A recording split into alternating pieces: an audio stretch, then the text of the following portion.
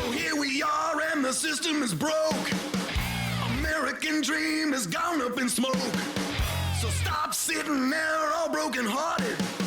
Let's get this motherfucking party started.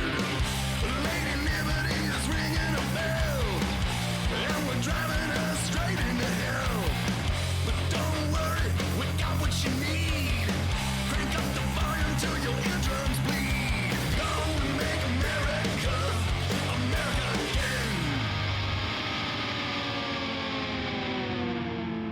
Welcome, everyone, to the A Better Way to a Podcast. I am your host, Jordan. I'm your only host today. Andrew is putting his spawn to bed.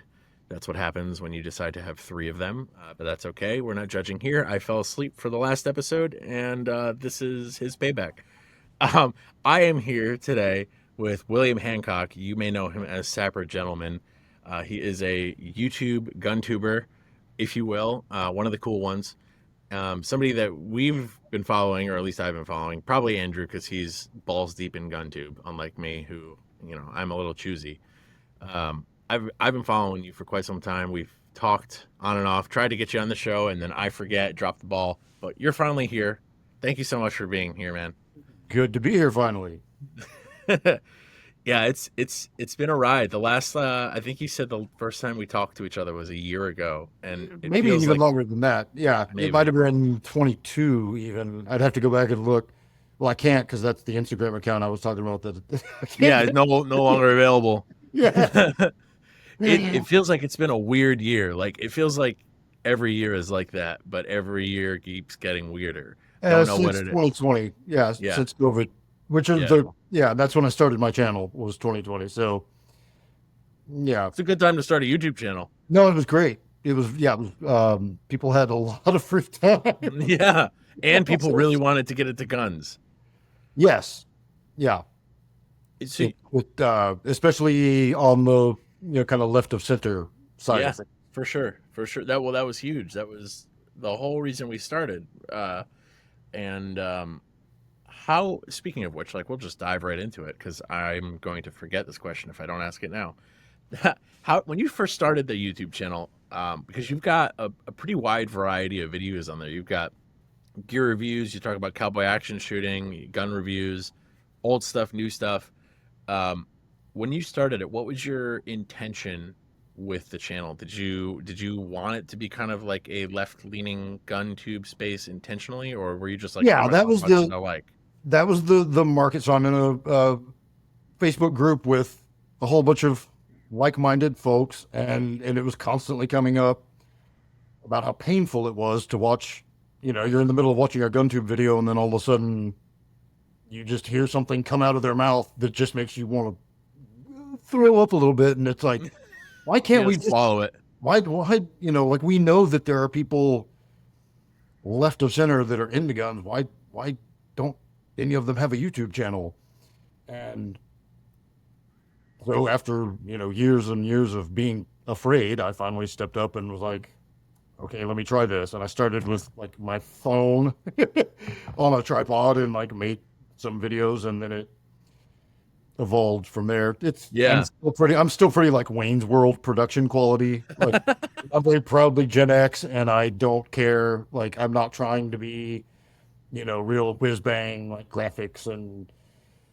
I love that you use the term whiz bang graphics, just because I'm old. Yeah. So I'm not trying to do I'm not trying to wow you, and there's plenty of that kind of content out there. I'm very just bare bones.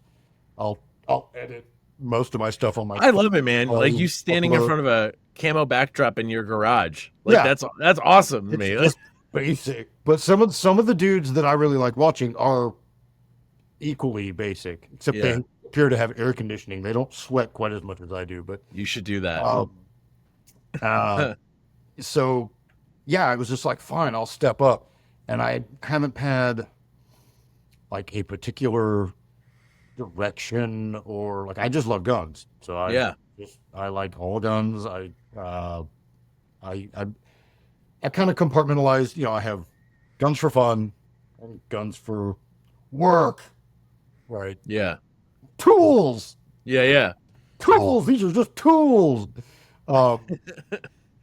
Mostly it's all for fun, honestly. Like I'm not Well, tools can be fun too. I actually don't carry most of the time Yeah. uh, because of my work makes it Mm, very basically it's just not if I were to bring a gun to work, it would end up in a like box under lockbox or my something. Yeah. truck all day long.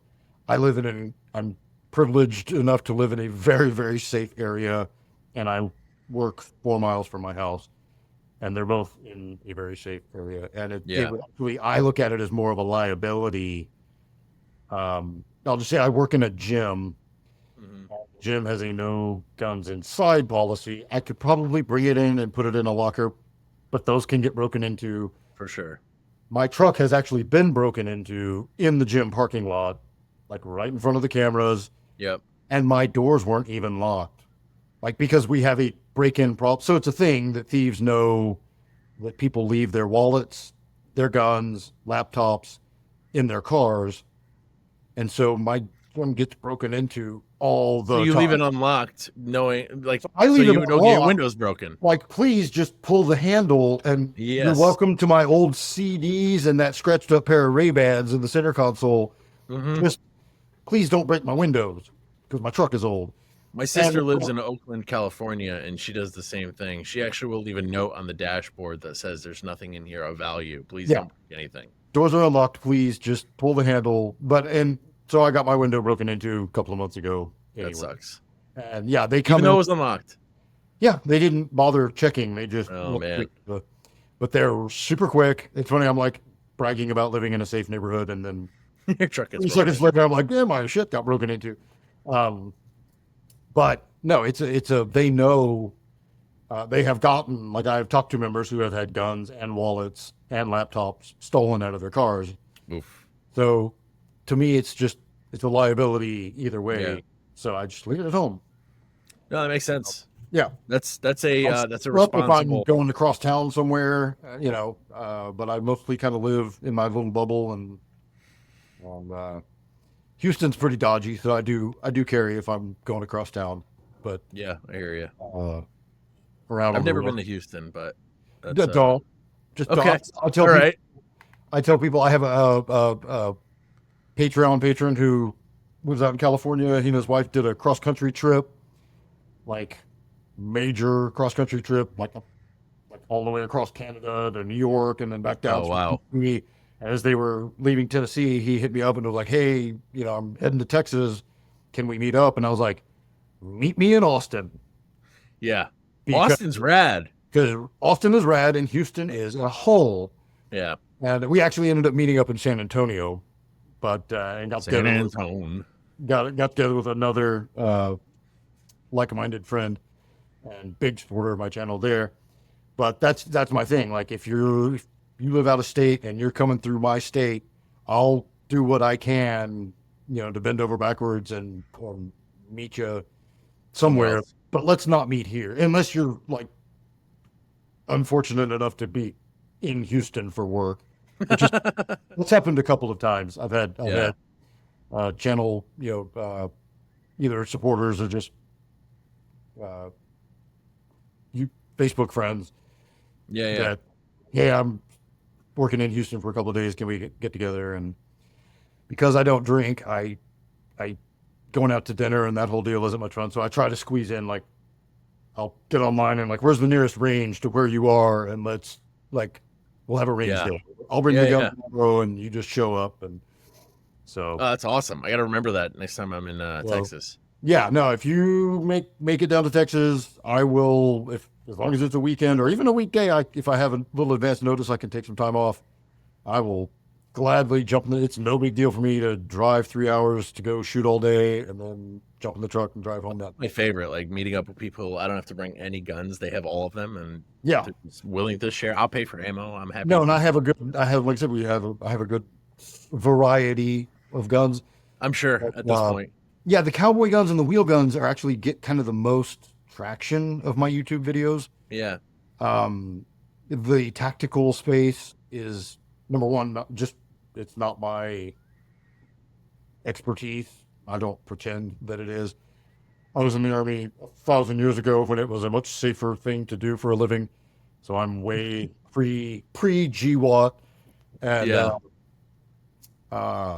yeah, so Well, I that don't. doesn't stop people in the military from calling themselves experts on guns. Yeah, no, I don't even. I was in the military and no one should have an AR-15. Yeah, no. Actually, I have a whole video about that. Do you really? I was I that. did not see I that. was that FUD.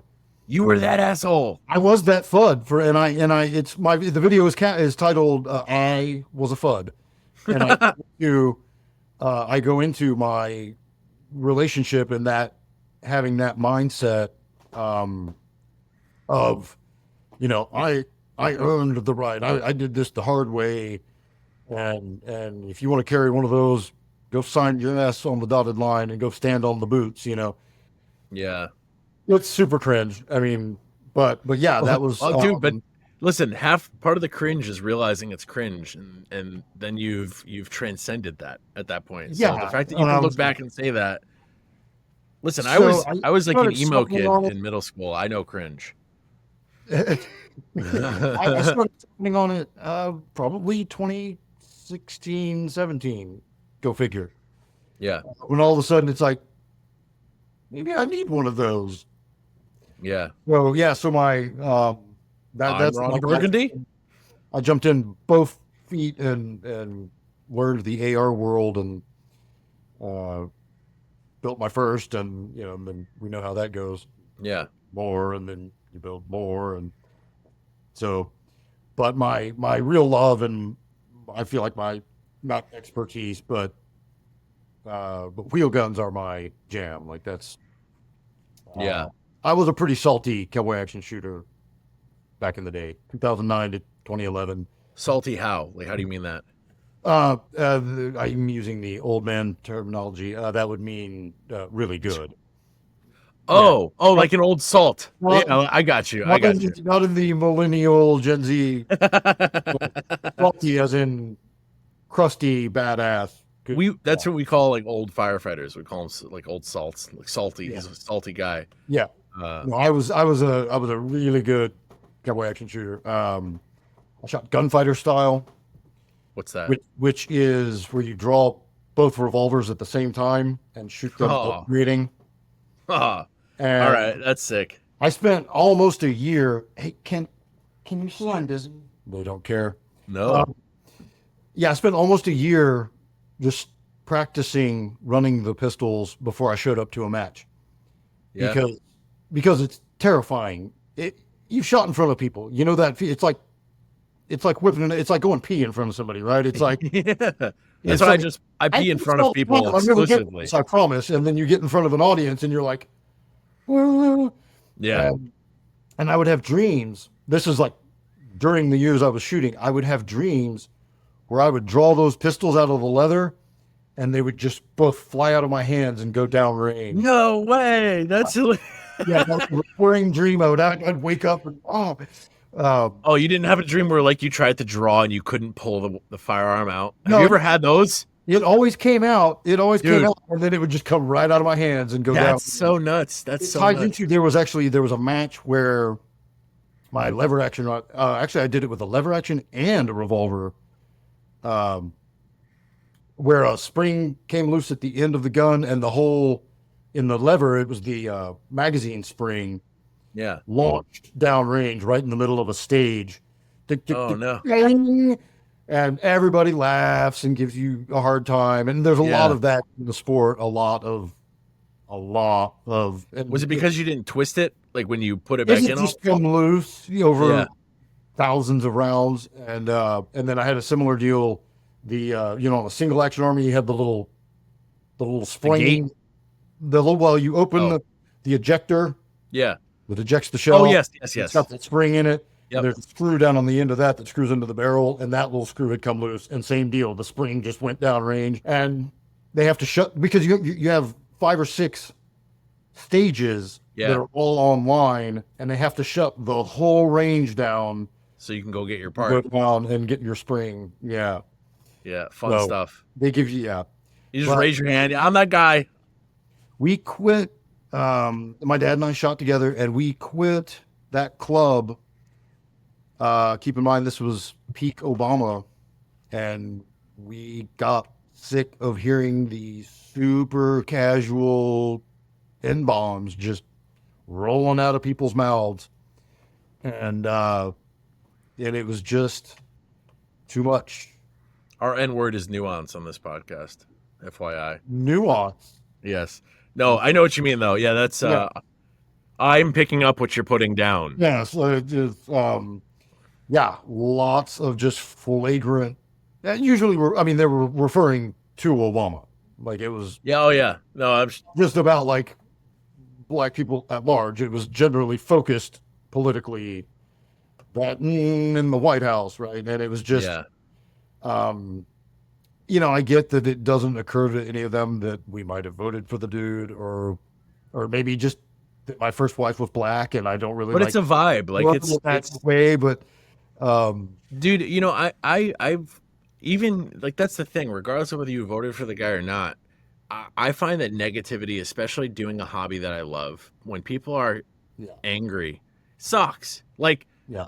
yeah, of course, the dude, people dropping hard R's and like N bombs is not cash money, but like, I've hung out with people who are just negative people in general, and they bring the whole vibe down, and I don't want to hang out. So with what them. was tough is these Put guys, racism on top of that. these guys were actually, there were a couple of real, just not friendly dudes that kind of nobody seemed to like, but they tolerated them.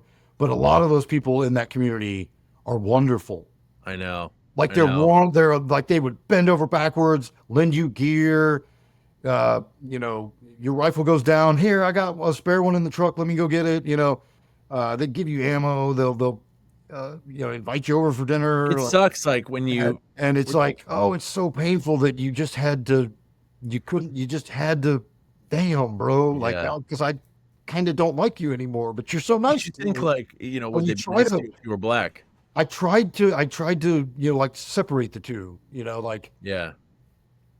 he's got this belief, but I mean, he's a good dude otherwise, but then there's this, and it's at a Yeah. point, it's like, I really don't want to hang out with you, and then like, Dude, you know what I found though, and like, so I had a similar experience in the chopper community and like the motorcycle community. There's a wide cross section of people in the motorcycle community. And what I found is that, so I used to be in a motorcycle club, and that was like one sample size. And when I left that, I got into choppers, and I found that the chopper community, while still in the motorcycle community, was so much different. So to give you an idea, like I would constantly have to walk out of the room, like when I was in a motorcycle club and hanging out with those people, where people were talking about things, and I was like, I'm not going to be part of this, yeah, and I'd walk out. People in the chopper community will like go out of their way to confront a racist and be like, shut the fuck up, get out, like go. It is like so much different, and I found that exists, I'm sure you know too, in the gun community also. And it's something that like I would have never known based on the people that I started shooting with versus the people I shoot with now. yeah, I don't know that I've, so like this past weekend, I did a shoot with Arm Your Friends. Are you familiar? They're, Yes, we have had conversations in the past. yeah, so like that's, most of those cats are like significantly further left than me, Yes. right? Like they go all the way left, and Yeah. I'm actually, just really not that. I'm like, You're like center compared to them, or like right compared compared to to them, them. I'm way center. Yeah. Compared to most of the gun space, I'm a flaming radical communist. Yeah. Yeah. Actually, have you ever taken one of those like 4-way political deals? I'm like super libertarian, small L, Yep. as opposed to authoritarian, and then really just kind of left of center. Not That's real, pretty much where I was too when I took it. not like real radically left, but I will generally kind of team up with, right? Yeah.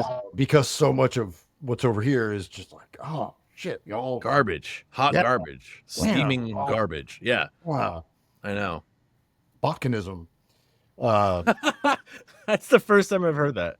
yeah, just oh, Yeah. you know.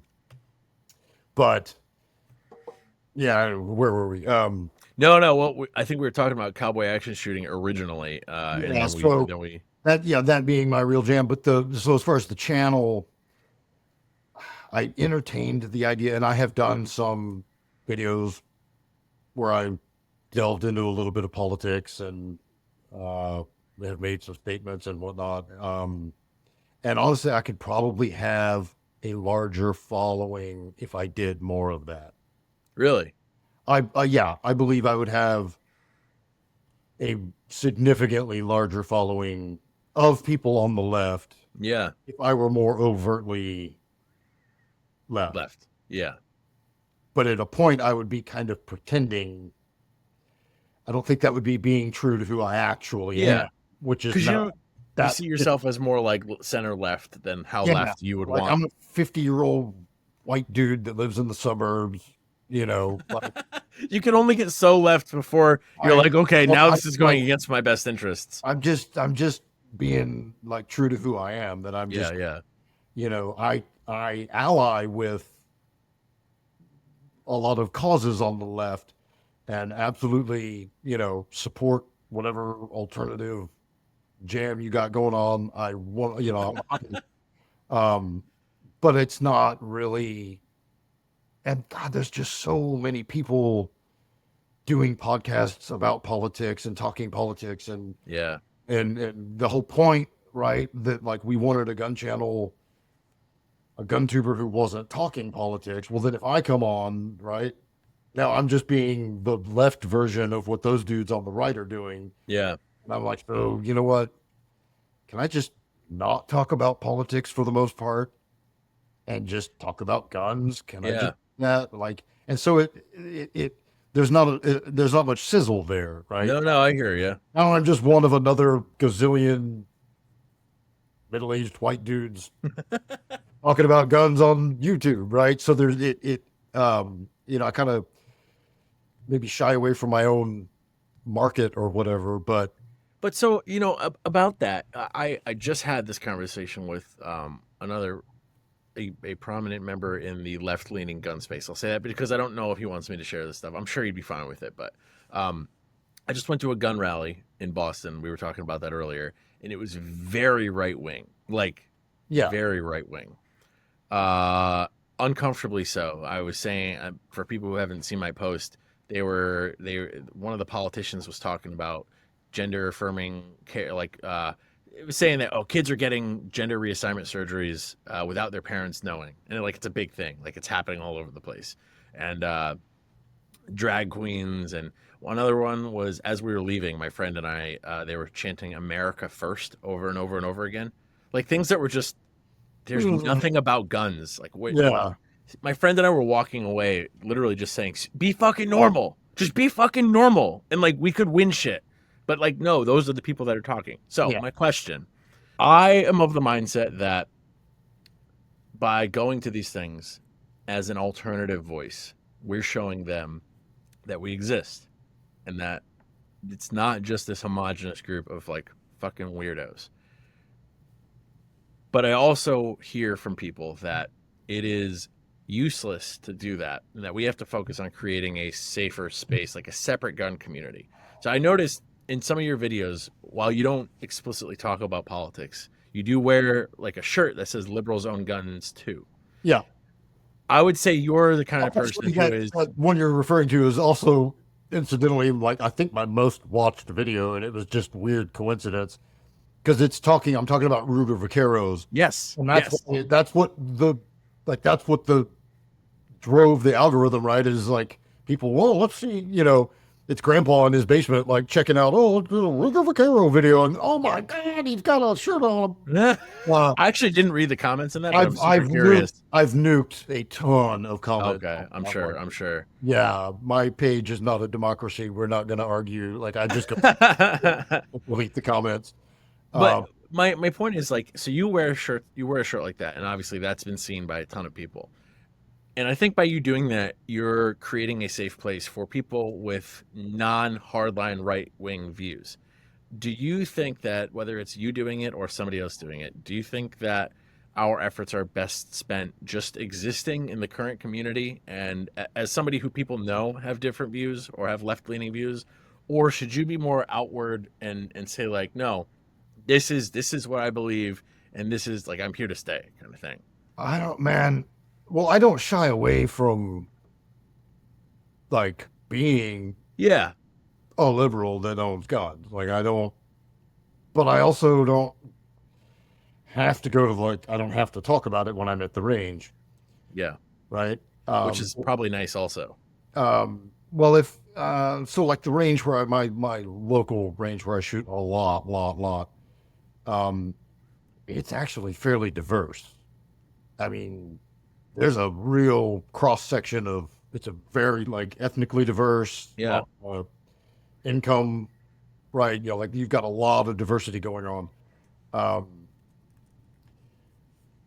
but to me, it's good policy to just shut the fuck up about politics when you're at the range. Like, let's Yeah. talk about guns, man. Like that's Yeah. we're here to shoot guns. Let's just shoot guns, right? Um, it's so to the bigger question of are we making any difference? Like, can we? I don't know. Liberal Gun Club did a pretty impressive booth at Shot. Shot show. Yeah. Right, they've got like the big unicorn poster and like little went a little tongue in cheek, like able to laugh at themselves. Um, I don't think it matters to the magosphere. Like they don't give a fuck. Yeah. They don't care. They're not going to take. They're not going to take anything you do seriously, like no matter what. Yeah. Right. It doesn't matter what your credentials are. It doesn't matter if you were a Delta SEAL, MARSOC, whatever. Like, they don't care. Gang, like they don't care. They just don't care. You're not going to win those people over, or get any kind of respect, or help them understand that no, actually, in fact, millions of people who are left of center who might have voted for Biden or Obama or Bill Clinton back in the day, millions of us own guns. They're like, yeah, but you don't ever shoot them. You vote against your self-interest. You vote against your self-interest. You don't count. Your opinion is valid. It just doesn't matter. Yeah. So then you can work towards creating a space where people who are gun curious and might be left of center or possibly in some type of demographic where they don't feel comfortable. I think that's what we can do, is build that space out, network with like-minded individuals, and just we can't care what the other half says, and we can't trying to like, hey, we're here. Like they don't care. They don't. I think if they're being intellectually honest, they can probably do the math and figure out that, yeah, sure, you own guns, but you don't know how to use them. You don't have the courage to use them because you're insert the whatever. Whatever. Whatever Exactly. the slander would be, Lucas Bach and chicken legs. Yeah, they're gonna, you're not gonna win them over. Like it's just not.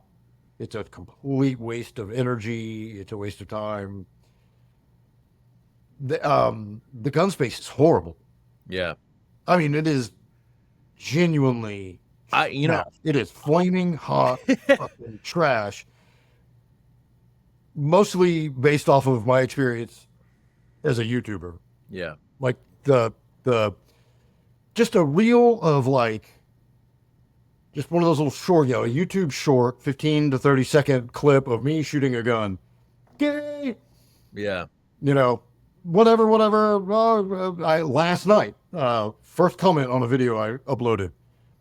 Gay Pride Month was June. Wow. Yeah, and it's me and a dude shooting a dueling tree, right? Like. So I wonder if this Really, is bro? I know, it's obnoxious. You just seek two guys from behind and immediately go to gay. I don't know. Maybe that's a you thing. Projecting a little bit. Yeah, like I don't know, but no, the gun space. So then, and I've actually done a whole video on. You can break down like there are gun owners, big, like the big umbrella, right? People who own guns. Yeah. Within that, you have gun people, and a whole fucking lot of gun owners think that they are gun people. Yeah. Are you tracking? Yes. Yeah. A whole lot of gun owners deeply believe that they are gun people. They can't clear a malfunction. They don't know how to build an AR. Like, they're not actually, they've never seen a squib actually take place in person because they haven't really spent that much time at the range. Like, Yeah. by any number of metrics you could judge them by, they are completely not fucking gun people. But in their mind, they have a Springfield XD and it has those rip rounds in it, and they are people, Wow. And That's a specific person, and we all know one. I know dozens of them because Houston, Texas.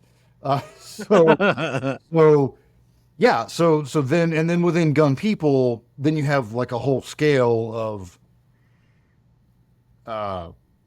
actual education levels, training levels, Yeah. actually gone out and touched grass, done trainings with an actual instructor, stop the bleed, like you can go on and on and on.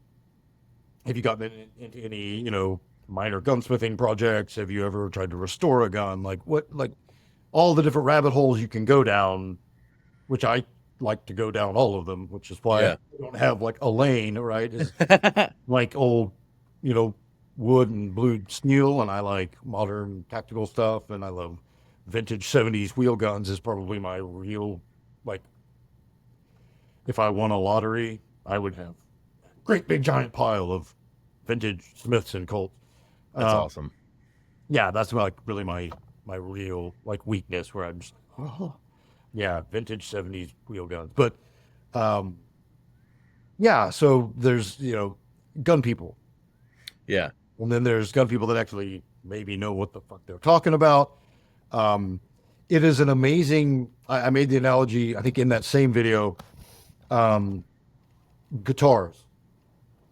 So you can buy a guitar, like I want to learn to play guitar. And you buy your first guitar and you get into like an online group, right? Where you're going to like a forum type thing, right? Or a Facebook page or a whatever. And you're there to learn the information from the old heads who have been doing this a long time. And you know that you are not a very good guitar player. Probably. Because you're new at it, right? Yeah. And you're going to be a not very good guitar player for a long time. Yep. Right? Probably. Yeah, most likely. Especially if you're an adult and you don't have just lots of extra time to dedicate to honing a craft, right? Mm-hmm. Well, you're probably in that newbie category for a few years, right? That doesn't happen in the gun space. You don't have that humility immediately. In the gun space, if you've owned a gun for 3 months, like you think you're a gun person. You're online telling people what time it is, right? Yeah. And well, no, actually, I have the XYZ, and it's been flawless for 150 rounds. You should get that. Yeah. And everybody's a fucking expert. It's such a strange phenomenon. Like, it does not happen in other hobbies. If you're into high-end bicycles or skateboarding or like whatever, like, no, I only ride these wheels, bro, because the urethane is blah, blah, blah, blah, blah. And it's like, I'm gonna be able to nail the ollie next week, right? Like, yeah. But because it shows, like, unless you're actually competing, it's hard to, it's easy to hide knowledge as a gun owner. I think, number one, people don't show their targets, which is why I like to show my targets on my channel. I will actually like save the paper targets and be like, look, this is how much I sucked today, or this is how good I was today. Because I think that matters. I think it matters a lot. I think it matters a lot. You go to the average range and look at people's targets. It's fucking horrifying. Like, was Yeah. that 12 gauge buck? Like, what is that bird shot? Why is your target doing what? Like, it's bad. Yeah. And it's all the way down the line. Like, all the way down the line. People are not good at shooting handguns. People are just, they're like, oh, but that would have scared him real good. Yeah. Oh, I love that. Well, heard that one, haven't we? Yeah. Yeah. Yeah. Way too many times. People are terrible at shooting handguns. Like, they're just not good at it. And yet they will just solidly come into a comment section and lecture you about some shit. Yeah. And because we can't see their targets. Yeah. Or No, for sure. Or because, maybe they had a good day at the range that one time. Yeah, and they'll show that. Yeah, exactly. At 3 yards, this was 10 yards, it was 3. And and they've got that nice little group on a target, and they're like, no, but people are not good at shooting handguns. Yeah. Cops aren't good at shooting handguns. Oh no, I know, and they're supposed to be the experts, supposedly. Yeah. I've come in behind a group of local county mounties from up the road. Came in the range one day, and it was wild. I mean, their targets were awful. Yeah. Terrible. Now, maybe I came in behind like the remedial class or something. Maybe they're hotshot, good shooter guys. Maybe, maybe they go to SWAT or some other unit, and this was like the desk jockeys or something. But just the fact that these people had badges on and they had left all their targets hanging as they were leaving, and it was just like, oh shit, y'all, like, damn, that is embarrassing. Yeah. Your targets were close, like 5 yards maybe. Like, they were in there close. Yeah. All over. Yeah.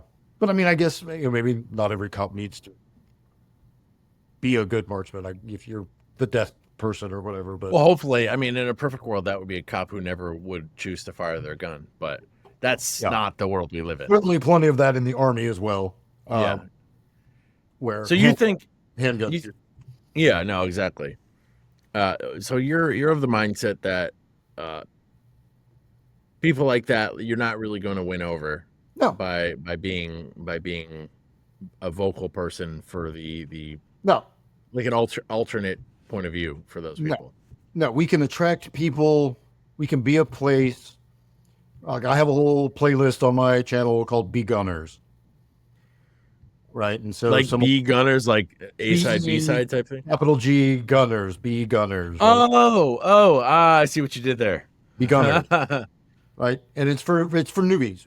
And right. So I actually did the whole series and then went in and deleted it and started all the way over.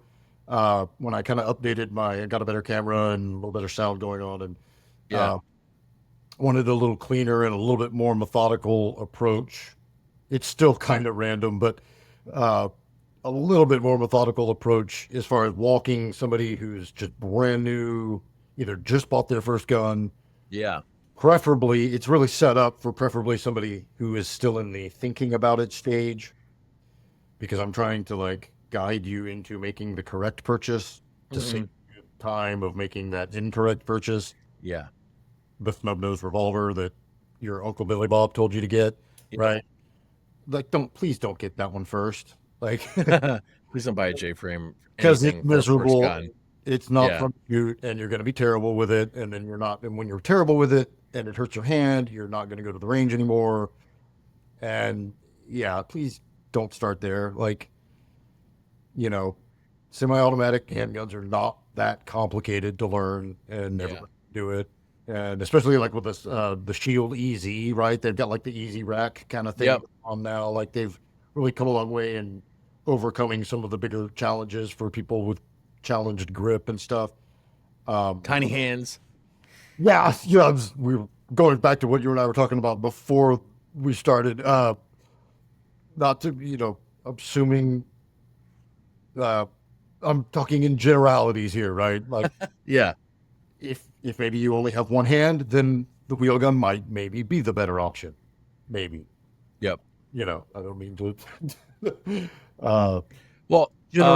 Speaking in general, I'm trying to make a series for that applies to most people No, absolutely. And I start off with, please be careful who you take advice from, including myself. Like, take everything I say with a grain of salt, but some of the worst shit advice you're ever going to get is from,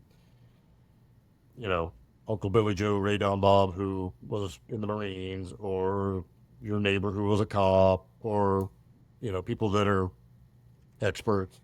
Yeah. They're giving out some just trash advice. And please seek out modern, somebody who is a active, current firearms Still instructor. taking classes is Most, important.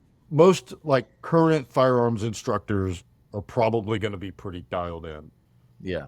Not all of them, not 100%, but I mean, I think most of them try to keep up with what's going on in their field. They're taking, CEUs, and they're still learning, and they're on their own craft. And I think most of them are really trying to put out the best information they can. And that's where you really want to start, is go get a hands-on class, fork out the money. I know it's not cheap, but these things all become relative.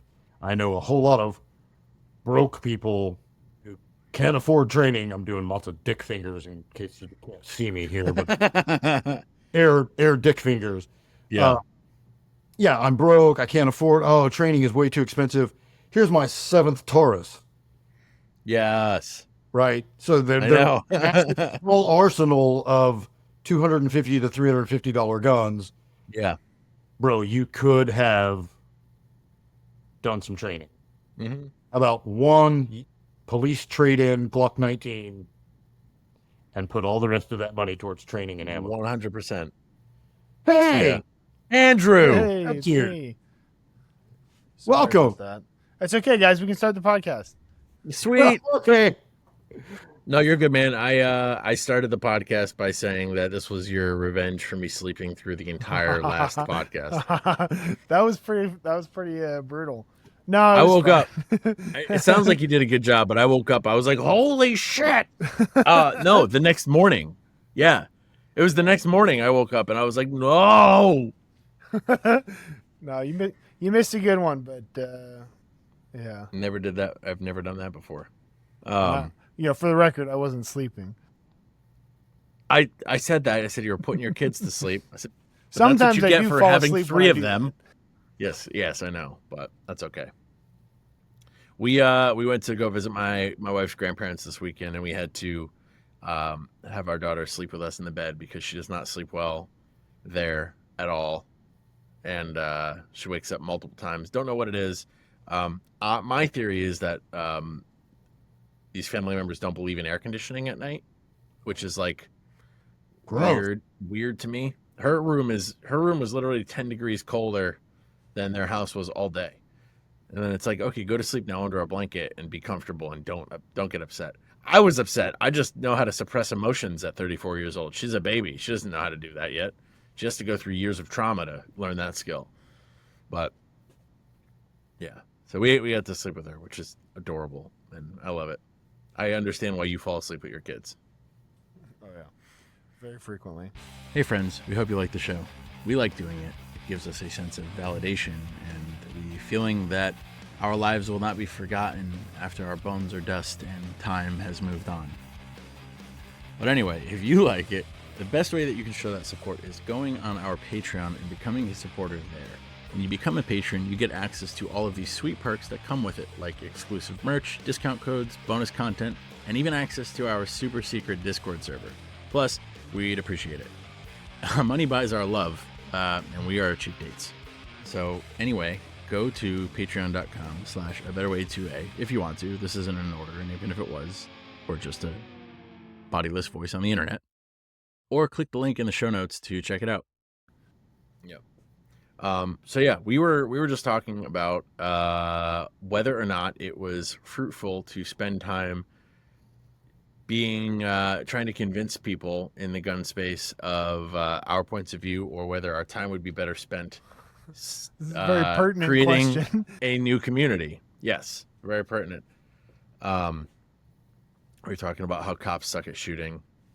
Yet they So love part giving of that advice. whole problem is when it comes to, well, you vote for people that'll take away your rights.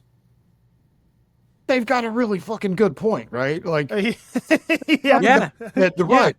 Of course. But like, this is the problem. Like, if you've got a problem with that, if you want me to vote for the pro-gun guy, then advocate for the system that is going to allow me to have that possibility. Right. So, Like, I did not this two-party system that's horseshit right now. That like, if you vote third party, you're quote unquote I throwing your always vote I away. always come down to, I am not a single issue voter.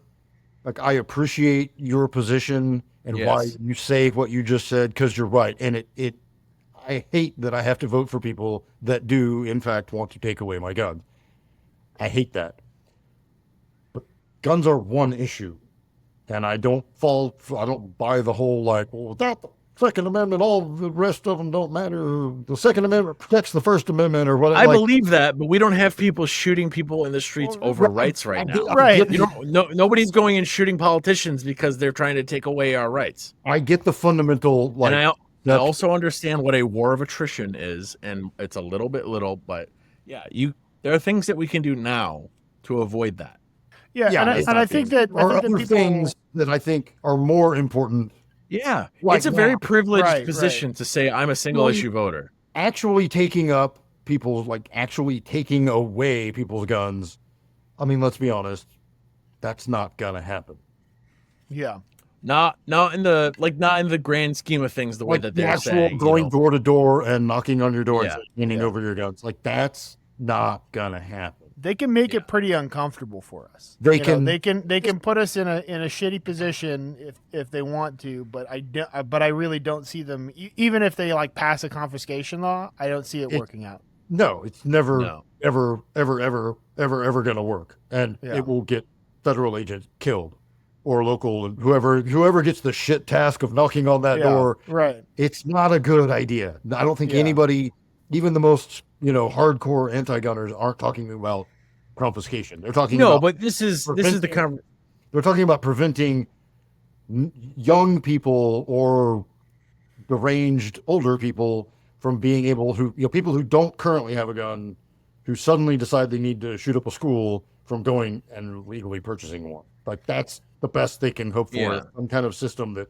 mitigates that, right? Like, that they're not talking about actually rounding up the guns. But the you logic talk is, about rounding up the guns, because that's what drives dollars. That's what gets Yeah, people I know. real moist, and that's what gets them to fork over their money to NRA or to USCCA Yeah. or whoever. Right? Is this Or a better fear way of, to, eh? no, they're literally gonna come knock on your door, and they're gonna shoot your dog and take your gun. the gun industry never does better than when a Democrat is in office. Are you not a little bit surprised that it's No, I know. that it hasn't gotten weirder yet so far Yeah. this cycle? Well, the But, market is so I saturated understand the already. logic. Yeah.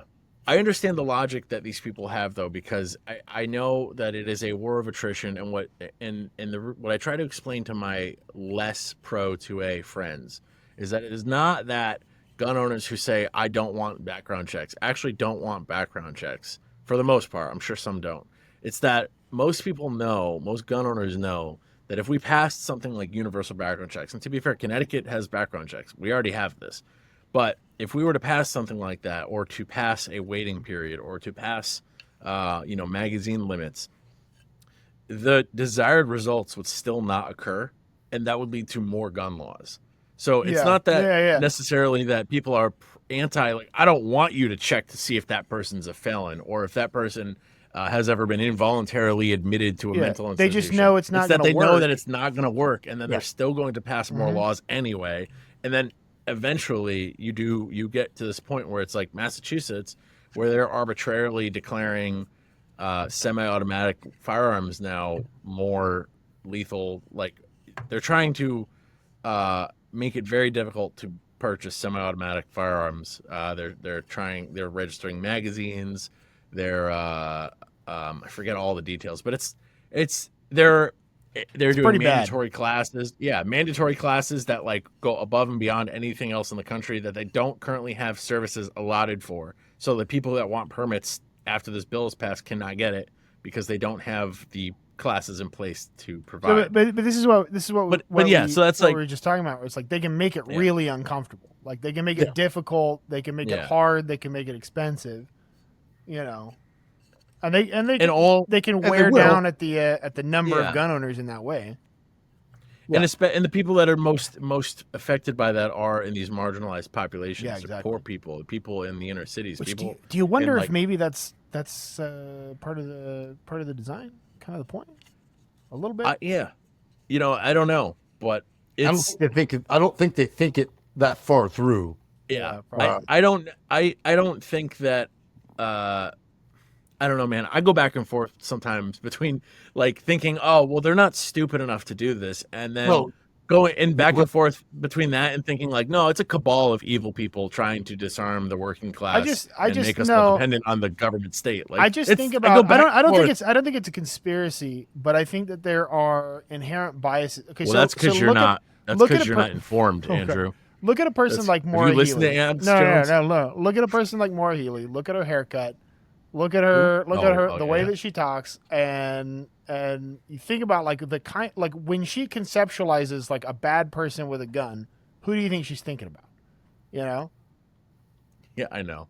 and You gonna like say it? Or you want me to say it? you can say it. A black person. Yeah. And Yeah. and they'll talk about white nationalists because that is a real Or a redneck. that is a real or a redneck. yeah, or a redneck. Like they'll say redneck. but they'll but say, they'll, "I'm they'll not talk saying about white redneck," but, like, nationalists because Sorry, that's a scary and like new threat and it's real.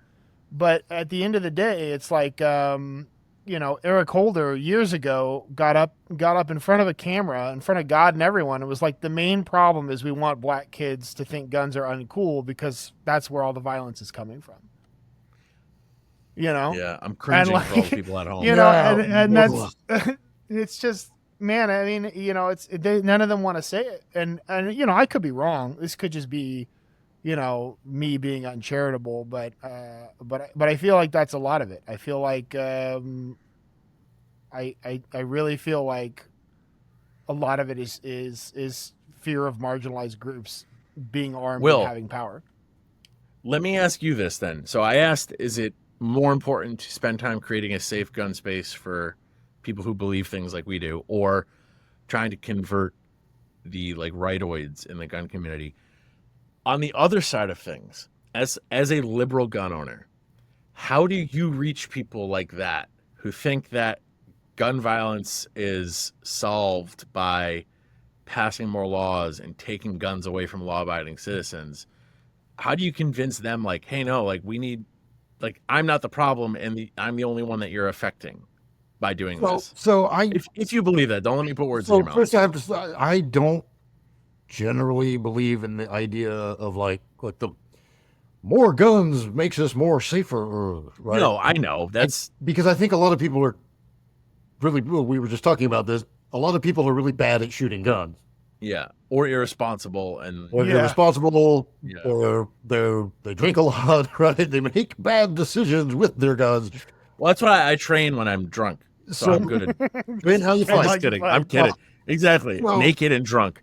So, yeah, I don't generally think like I that's super cringe to me when people talk about like more guns makes us more safe. Well, not really. But But do you think less guns makes us more safe? no, Okay, fair. because it depends on who has the guns, right? And it depends. Yes. Most gun, like when you talk about the number of guns in America, a lot of those guns are in the hands of the same people. Or Yeah. in other words, like, I mean, obviously not me, but some people own Certain lots individuals. of- lots Some people own like 3 or 4 guns. maybe A veritable arsenal. Oh, and 1,000 rounds of ammunition. thousands of rounds of ammunition. Oh, I was way more charitable there. Lunatics. So no, when I talk to my friends on the left about guns, honestly, I just come out with the toothpaste is out of the tube, baby. You ain't taking these guns away. Like, it's not gonna happen. Like, Yeah. put your thoughts somewhere else, right? Because it's just too late. Like, the time. So if you were if the assault weapons ban, if the old 94 ban hadn't been allowed to expire in 2004, there could have been some kind of chance at maybe really having a pretty limited amount of AR style weapons in circulation, right? And they would be wildly expensive. Yeah. But that didn't happen. And so for the last 20 years now, they just make more and more and more, and they sell more and more and more, and they become more and more and more popular. It is way, way, way, way, way too late to take them away. Yeah. But I think it's even more important to explain to anti-gunners in the nicest way possible. And I think the approach and how you talk to them is the most important thing. You cannot, mansplain and talk down to, and right. You've got to really genuinely come from a place of understanding and empathy, like for where they're from. Like Meet them where they're at. I do actually understand, like, where you're coming from, that if there was a magic wand and you could wave it and just make all the guns go poof and disappear, we would all be safer. Right. The problem is super violent people will then just use other methods, right? So Super violent people gonna super violent. yeah. So, but that's a little bit of a like, so like the bigger, I think it's more intellectually honest to just be like, you're right, that would be awesome, but we can't do that because it's too late. 20 years of these, and But we just have to try. more We importantly, just have to try, Will. most of the crime that is done in this country, the gun crime, is done with handguns. Yeah. And it's Far, economically far and away. driven. It's not. Most of the murders, most of the gang shootings, most people that are shot in this country are shot with handguns. Yeah. And well, that's the one that everybody's like, yeah, but no, you can't take those away because I actually have one of those, right? Or my uncle has one of those, or my Aunt Edna carries one in her purse, and so somehow we got this. It's the media and the sensationalism that school shootings, right? Generally, that's Right. Yeah. But they don't mention Virginia Tech. No, they never look at Virginia. It was kind of an oddball situation, but I think the point stands. And I have brought it up before in conversation that actually, that kid at Virginia Tech had some handguns, pretty gnarly. The Fort Hood shooter. Yes, I forgot about that. Yeah. I didn't forget about the shooting. I forgot he had a. Well, handguns are, I think, much, much, much bigger problem. If there's one that you just want to, like, magic wand and like make them go away, taking those away would probably save more lives. But, and it's been said over and over and over again on the left, but you have to look at root cause mitigation. Like, we've got to get sources of why are these kids doing this, and sometimes grown-ass adults. Why are they doing that? Why is America broken, and how do we fix that? Yeah, because they can Timothy McVeigh, right? Like, no guns necessary. One of the gnarliest attacks. No guns necessary. Radicalized by Ruby Ridge. So, it's tough. I am very, very, very open about my gun hobby on my personal Facebook page. Mm-hmm. I don't just do this as my like Instagram Sapper Gentleman, right? I'm like, when I'm just Will Hancock on Facebook, I post a lot of gun content. And I'm a little surprised that I'm not more blocked and hidden by my super touchy-feely liberal friends. Yeah. But and I think there's a little bit of a fascination there, maybe, where they're like, well, we know Will, and we know he's not one of those people. Yeah, we know he's not one of those. He's one of the good ones. I don't know if you think it's just interesting. I have black friends. I have gun owner friends. I'm their token who's like, well, I have a liberal friend who's a real big guns. But like, that's the thing. It's the same lack of awareness that, and I'm not saying it's for like lack of trying. It's that the only people that they have access to who own guns by and large are the Right. loudest and most vocal gun owners who happen to be massive pricks. Yeah. And so And the yeah. just like going back to what you were talking about, like approaching these people with like empathy and understanding, I think that touches on something really important that, you know, a lot of these like weirdo fringe rightoids, they like to view anti-gunners as like one block of people. Like everyone is anti-gun because they want control and they hate freedom. And the soy boys. But there's a lot of people that are anti, and there are some of those people, but there's a lot of people that are anti-gun because they care, and you know, maybe they don't understand the situation perfectly, and like Jordan said, don't have access to a lot of gun owners that might be able to help them understand. And these are not bad people that want you to die and want you to get killed in the streets. These are people that they just think that they've figured out the solution, and you know, they just need a little bit of exposure, I think. And like, I think you're absolutely right that you know, not overdoing it and overstating your point is super important. Yeah, listening and just being calm and not shouting and, you know, like that just doesn't do any Shall good. not be infringed. Right. Yeah. No. Under no pretext. I almost never use the Second Amendment as in part of my. Neither do we. Yeah. Neither do we. It's in the Like, it's in the thank you. name, but Shaking we your don't really hand through care. the- Yeah. No, Yeah. I never. No. I come. It's a great thing to have because it makes it way more difficult for our government to arbitrarily ban things. But that doesn't give us the right. I don't think the NFA part, but Yeah, fuck them. yeah, but no, I almost never, because it's just so tired, right? And never 100%. No, I think it's more practical to talk about the numbers and just how many guns are already out there. The vast majority of people who own guns are law-abiding citizens, and they're trying to keep them under lock and key and away from out of children's hands. And yes, there are some dirtbags who, you know, have bad intentions and get a hold of them and do horrible things. But when you really run the numbers, it is a tiny fraction of people who own guns who go out and do that. And again, then you take it back to root cause mitigation and you know. Dude, I said that during my speech in Boston the other day.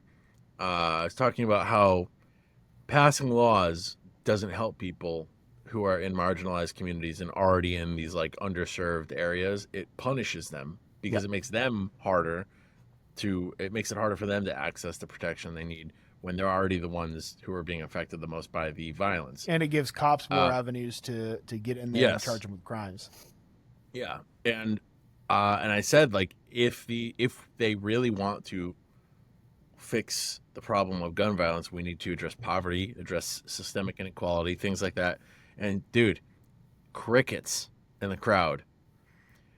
I should have added like 6 or 7 more uses of the word tyranny and oppression, and like I would have done so much better. If you said it was like systemic quality, you lost the whole crowd, right? I don't think dude, it was like I got one cheer from a guy who, oh man, what did I say? There were a couple. So I will say, like, after my speech, I had a dude with a shirt with it said "Bikers for Trump" came over and thanked me for saying what I said, and I was like, okay, like we're talking about the Venn diagram of people there. Like there are people on these skirts that are like, I could still save them. You know, that's how I feel. And then unfortunately, I've got people who've been doing this a lot longer that are like, no, stop, don't waste your time. Yeah. But yeah, I forget what I said. But anyway, it was that is like a thing that I don't. It's much easier for a politician to put a notch on their belt and say, I passed this law, I did my part, and you should elect me because that's my qualification right there. I did my part. When it has zero actual effect on the gun crime. Like Massachusetts already has the lowest rate of gun violence in the country. It's like 4.6 per 100,000. It's incredibly. How does it compare nationally, like with just poverty across the board? I don't know. That's a good question. I don't think of it as being a particularly poor state. It has poor places, I but mean, it also has very wealthy. every Yeah, state does, and every city has, its pockets. But I'm just yeah. That's a very good question. like, That's a very good question. yeah. Whereas like I, a lot of Texas is dirt poor, Yeah. fucking dirt poor, right? Like broke. Dude. It's a big state, right? I mean, we've got nearly Yeah. 40 million people or whatever, plus the 20 million illegals that came across last year. So we're 60 million now, and they're all voting. Yeah, every single one of them are voting We Democrat. all got voter registration. They put them up in really nice apartments.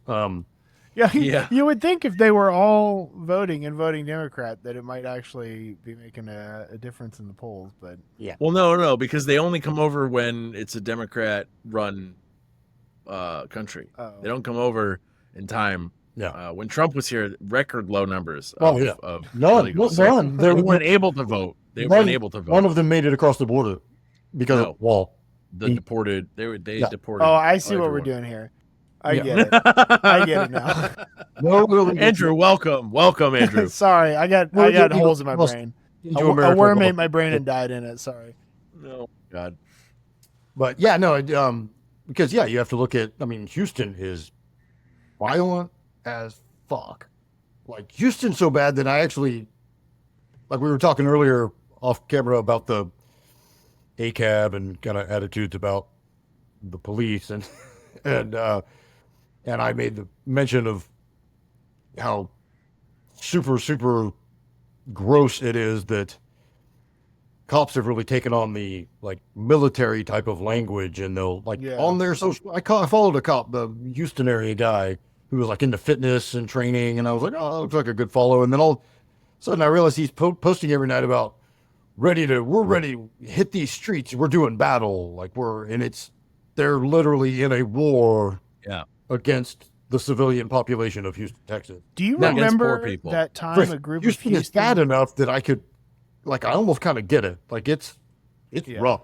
It's pretty bad out there. So there's a point I'm like, God, I feel gross saying it, but like, it's pretty bad, and that's poverty, right? And so instead of trying to fix that, it's like, no, we just take all the guns away from them, and then they won't have guns anymore because nobody steals anything.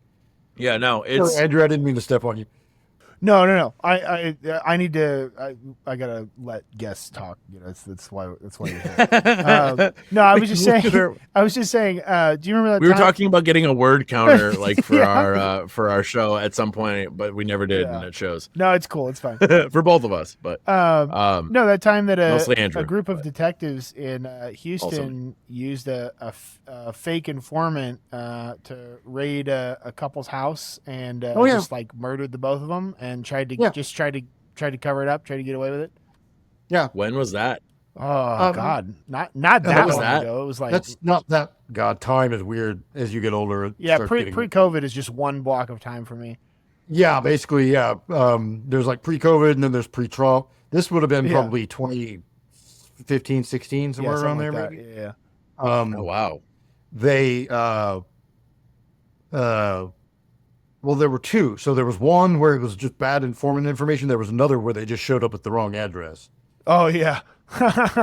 Oh wow. It was like the number part was correct, but it was it was like Beehive Street, and they showed up at Beehive Lane or Yeah. whatever, and they just Oh. kicked in the door, and the dude, fully within his own rights, grabbed his revolver and came to the door like, "What the fuck is going on? Who just kicked in my door?" And they were like, "Gun!" and they just murdered him in his house. Yeah. Oh, like and then his Breonna wife came Taylor. out and was like, "Don't murder my husband," and they murdered her. They killed her too. Yeah. Yeah. Holy shit. Yeah. Yeah. And then when it came out that it was like they were at the wrong address, and then someone else looked in the informant, and it turned out that they had been just like it was something like Detective Goins was like just writing his own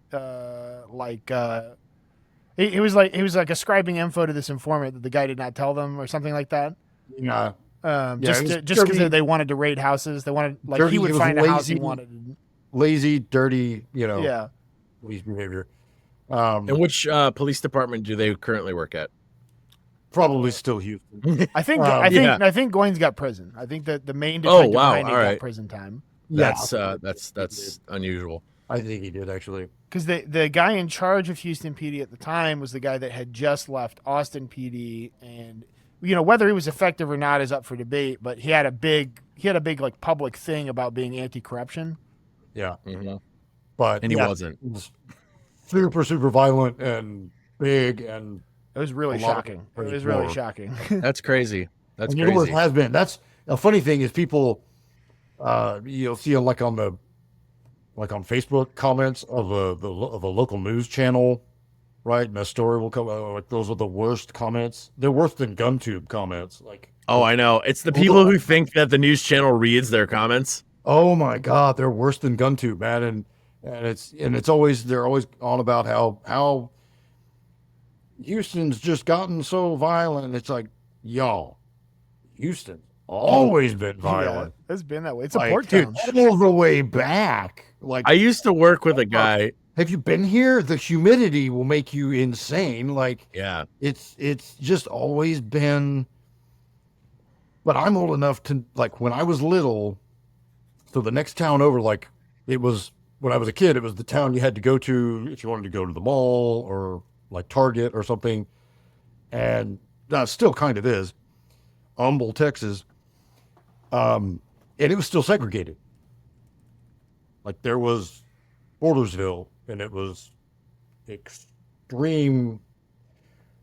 It's hard to describe the housing in Bordersville, but you could Really? see through the houses. Like they were like shanties, like you would see in India or something. Like they were boards, like stacked together, and like a roof, like corrugated tin on the top. Like they looked like a big chicken coop. Like they were shanties, and it was a whole town of them Yeah. on the west edge of Humble, Texas, and that's where all the black folks lived. And every summer we had a great big Klan rally right down Main Street. And Wow. I'm still alive. Like I'm old, but I'm not that old. Yeah. Yeah. Yeah, Houston's rough. I mean, it's it has integrated a lot and changed, as has the rest of the country, but the systemic problems in Houston are still a runs long deep. way from being prepared. I had no idea. I don't know. I had no idea Houston was that bad. Yeah, but well, you it's- live in it's crazy. Connecticut, dude. I know. Yeah, I The know. I went to racism there is Austin. I was very like, different. oh, No, oh yeah. It's Yeah. it was We've got NIMBY racism here. You guys Yeah. have like over We got like the- cross-border No, it was- racism. like We've got the OG Yeah, racism. we in mainline Texas. it here. you've seen Yeah. right. You've seen truck nuts. The people put on the back. Yes, of the truck. unfortunately. Yeah, you ever seen a noose dangling off of somebody's trailer hitch? Yeah. No. Mhm. I have. Holy fuck. Yep. Yeah. Holy. So funny story. I was talking to one of the guys. Speaking of nooses, Yeah, Jesus Christ. I was talking to one of the guys at the rally, the gun rally, not the Klan rally. And he was actually a really cool dude. This guy was like super chill, not funny, not like one of the cringe lords. But he was like, what I'm about to say is going to make that statement sound like a lie. But he was like, oh, I built a gallows for this, and I was gonna bring a gallows as a prop. And then somebody was like, you shouldn't bring a noose to Boston Common. Yeah. And he was like, oh no, No, not like Oh, that. you're right. Not like that. no, that's not what I meant. I've got murder fantasies, but they're not racist. They're not racist murder fantasies. They're just regular ones. It's just a regular murder fantasies. The gun community is trash. It's absolute. Dude, I was cracking up. It's Yeah. and that's what But That's listen, I support the First Amendment. with what y'all do, with what I do, Yeah. and the organizations that I work with.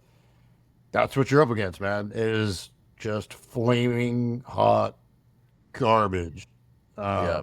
And To be fair, this was the most innocent sounding dude I've ever heard talk about his building of a gallows ever. He really thought he was onto something. It's a small list of people I've spoken to about that, but he seemed very genuine, like genuinely upset that somebody could think that he might be racist. you build a guillotine. There's no racist implications with a guillotine. Yeah. Guillotine invokes the French Revolution. Everybody knows that. Yeah. Yeah, gallows have a bit of a mixed history. It crosses party lines. It's more universal and wholesome. Yep. Really, it's whole. Guillotines are wholesome. Wholesome. Yep. But yeah, It's a quicker way to die too. So better than that. That's going to be the promo right there. That's going to be the promo clip. gun community, but you can create, a place for people to come learn, to hang, just follow you on the socials. Man, my biggest feel welcome, and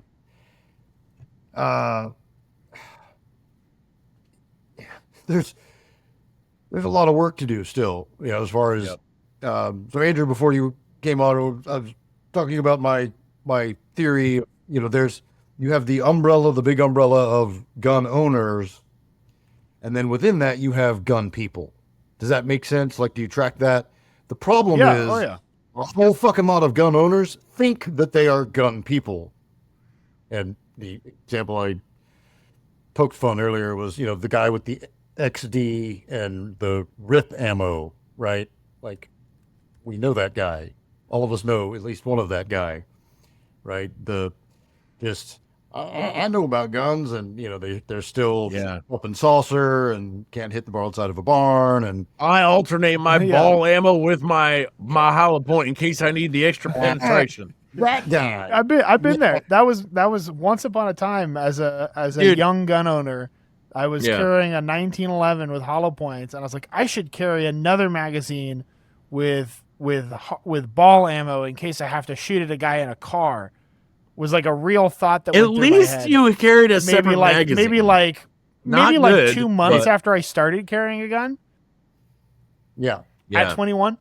Well, that was another point I made is that guns are the only hobby, like the only interest group where, like, if you get into guitar playing, right, and you go buy your first guitar and you get into like an online forum, like, you are shit at guitar. Like, you can play a couple of songs, but you're absolute dog shit. You wouldn't go online and start talking to people about their tone. Bro, like, you're going to get a better tone if you use these strings, bro. But gun owners will do that shit. Yeah. Gun ownership, Yes. like, 100%. carrying wrong kind of ammo because I saw this video and it said that blah, blah, blah, blah, blah. And they will, like, they are dead fucking serious. They mean it. Like, they have become overnight experts. It's bizarre. Yeah. And I up against in the comments section. Hey folks, you know what blows? Buying stuff for your gun or your gear on the internet only to get it home and realize it sucks. Wouldn't it be great to take the guesswork out of buying stuff like that so you knew what you were getting was quality stuff? I'm so glad you asked, because that brings us to one of our sponsors, Panther City Tactical. Panther City Tactical carries AR parts and tactical gear, and only their favorite stuff that they personally use and love. Think brands like Bravo Company, Emissary Development, B5 Systems, S-Tac pouches, and more. I actually got the weapon light for my pistol from them, and it shipped super quick, and because it was over $129, I got free shipping. They also throw in candy and stickers with every order, and being a slut for stickers myself, I thought that was pretty cool. On top of that, Zach the owner is a great dude with great values, and we wouldn't advertise anybody on the show that we wouldn't vouch for ourselves. So check out Panther City Tactical and use code ABETTERWAY, all one word, for 10% off your first order. Once again, that is code ABETTERWAY, all one word, for 10% off your first order. Check them out. Yeah. Well, this was something I was going to bring up earlier, and I probably just forgot, like I do most things. But I wonder if because you're on GunTube and you're kind of in this like funnel of, I didn't realize you guys could see me changing the color theme. I'm sorry. I was dicking around with that. I wonder if because you're in this like funnel of like shit comments, because you've said you had to delete a bunch, that like your experience has varied compared to mine, where I feel like I've had I sit at the bottom of a filter because of my comment, where like you sit at the bottom of a funnel and you get like everything. I feel like people see my page, and one, this is the only way that I could really interact with people, critics even too. You have to be following the page to comment, which is huge. That's like something that I only learned last year that you could do, and I that filters well, out a bunch. Yeah, so people are always like, "Oh, he's a pussy. He limited comments. He can't." I'm like, bro, you could just follow the page and you can comment tomorrow, but Yeah. you might have to wait a little bit, and you can't just rage type like racist or homophobic shit on. That's our where you're comments. wrong, Bucko. I know. I But didn't like, know that was the thing either. That's on Instagram. yes, but it's great. Like it, Yeah. it's great for helping have a bit of a safer community for people to talk about shit. Like there's still arguments and there's still people who disagree, but it's less of like I just made an account without a profile picture so I could call this dude an That guy. F-bomb. Yeah, no, Like, that guy. you know, Yeah. yeah. On YouTube, you can always tell. It's always real obvious when their account is a year old, Yeah. right? Everybody's been on YouTube longer than a year, right? So Yeah. if I click on your thing and you're like, your account is a year old, I know you just like being a douchebag on YouTube, and it got you in trouble, and you had to start a new YouTube account because you're a douchebag. Like, I mean, it is a thing that people, it gives them endorphins or whatever. I don't know, man. No, it's giving Yeah. them warm fuzzies to elicit a reaction. So I've tried the deal of like bantering with the trolls, Doesn't go anywhere. and it's So have I. Just And it's giving them what not- they want, man. you're giving them attention, right? So it's like a little child that's acting out, and now you're giving them the attention they wanted. That's why they acted out in the first place. I just hit delete. I don't waste my. Every now and then there's a funny one. Yeah. Oh, I've been told to make certain. comment about border security, but they spelled it BOARDER security, and it was Wait, isn't that how you spell it? like, what's that? Isn't that how you spell it? Spell border, Jordan. I'm kidding. Oh, BOE. So wait, you're concerned about those? These like, Yeah. you're taking your dog to the kennel, and you're worried about the security at the kennel, or like the opportunity was there, and it was like a lighthearted, like you can't fucking spell kind of, Yeah. But I've gotten comments from people that people have been like, you should turn that into a patch because that's some funny shit. That some dude actually, I've had people like get super angry and call me like F slur, call me like whatever, but in a way that like, because they were so angry and they said it and there was like misspelling errors and stuff like that, like it would be funny. as like an It would be ironic funny meme. because it's me. I wouldn't actually make it into a thing because I wouldn't want to make money off of it or wear it around like a gay person. But like because that person was so angry and then making their comment a joke, that's funny in an ironic way to me. But well, I have on my channel, I have Patreon, but you can also just make a one-time donation through Buy Me a Coffee, but mine is set up Buy Me a Soy Latte. And that came from an insult. In fact, early on in my first year, my wife would come on with me and we would read insults that people had That's left cool. in comments. And we Yeah. Ooh, would, we should do that. Yeah, we we- should do yeah. that. We should Save save them up. them. Save them up for the end of the month, and then just go through. yeah, one of the best ones, because I made the mistake of wearing a beanie, and I had it kind of douchebaggy kind of back on my Oh, you head. fool! And Oh, you hipster. then somebody called me a sentient IPA, and I fucking loved it. Okay, that's good. That shit was so good. I was like, dude, You know, that is amazing. The number of That microbreweries is in really this funny country. shit.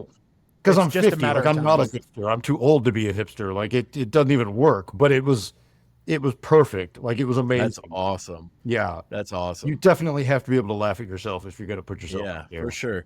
Right. I love when people will like look at my picture and call me like a anti-Semitic slur or like something like that. Because I know I have a big nose.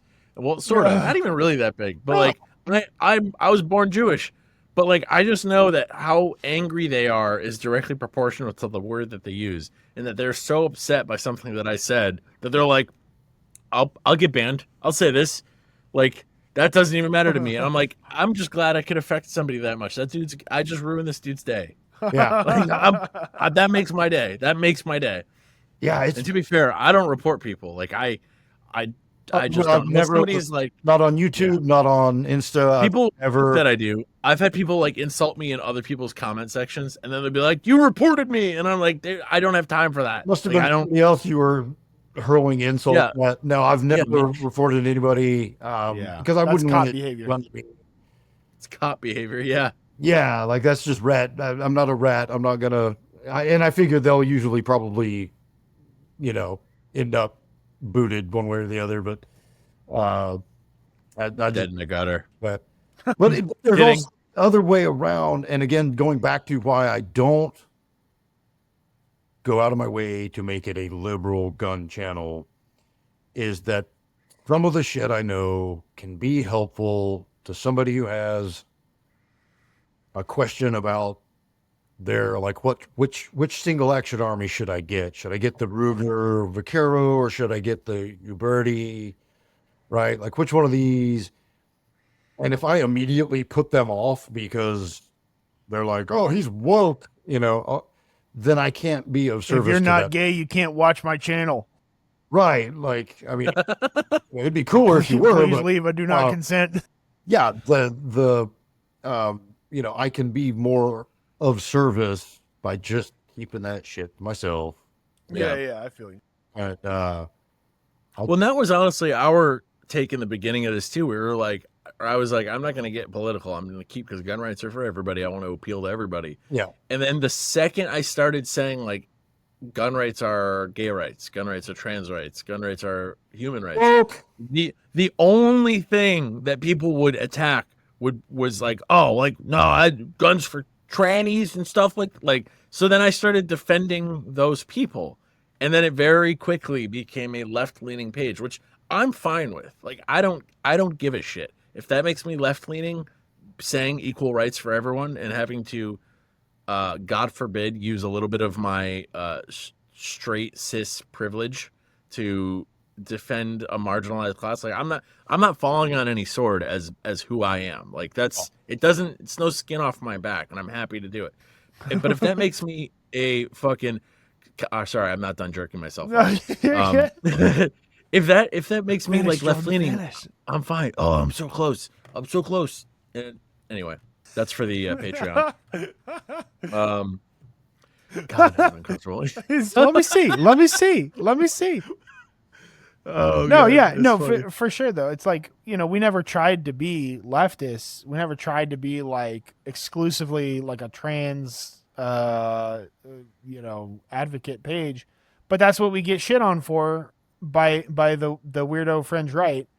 And then recently we catch flack from the far left for not being left enough. It's like, Was it recent? That's going to be, so the left. Oh, it was kind of recent. yeah. The left is just as bad. I mentioned Arm Your Friends earlier.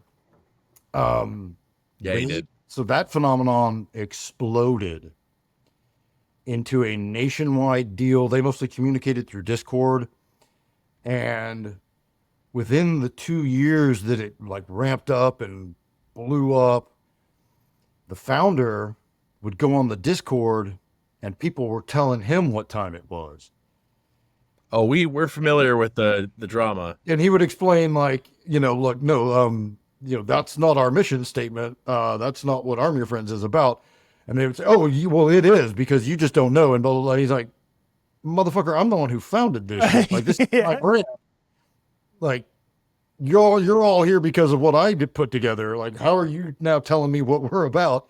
And he just nuked the whole shit from orbit and just killed it.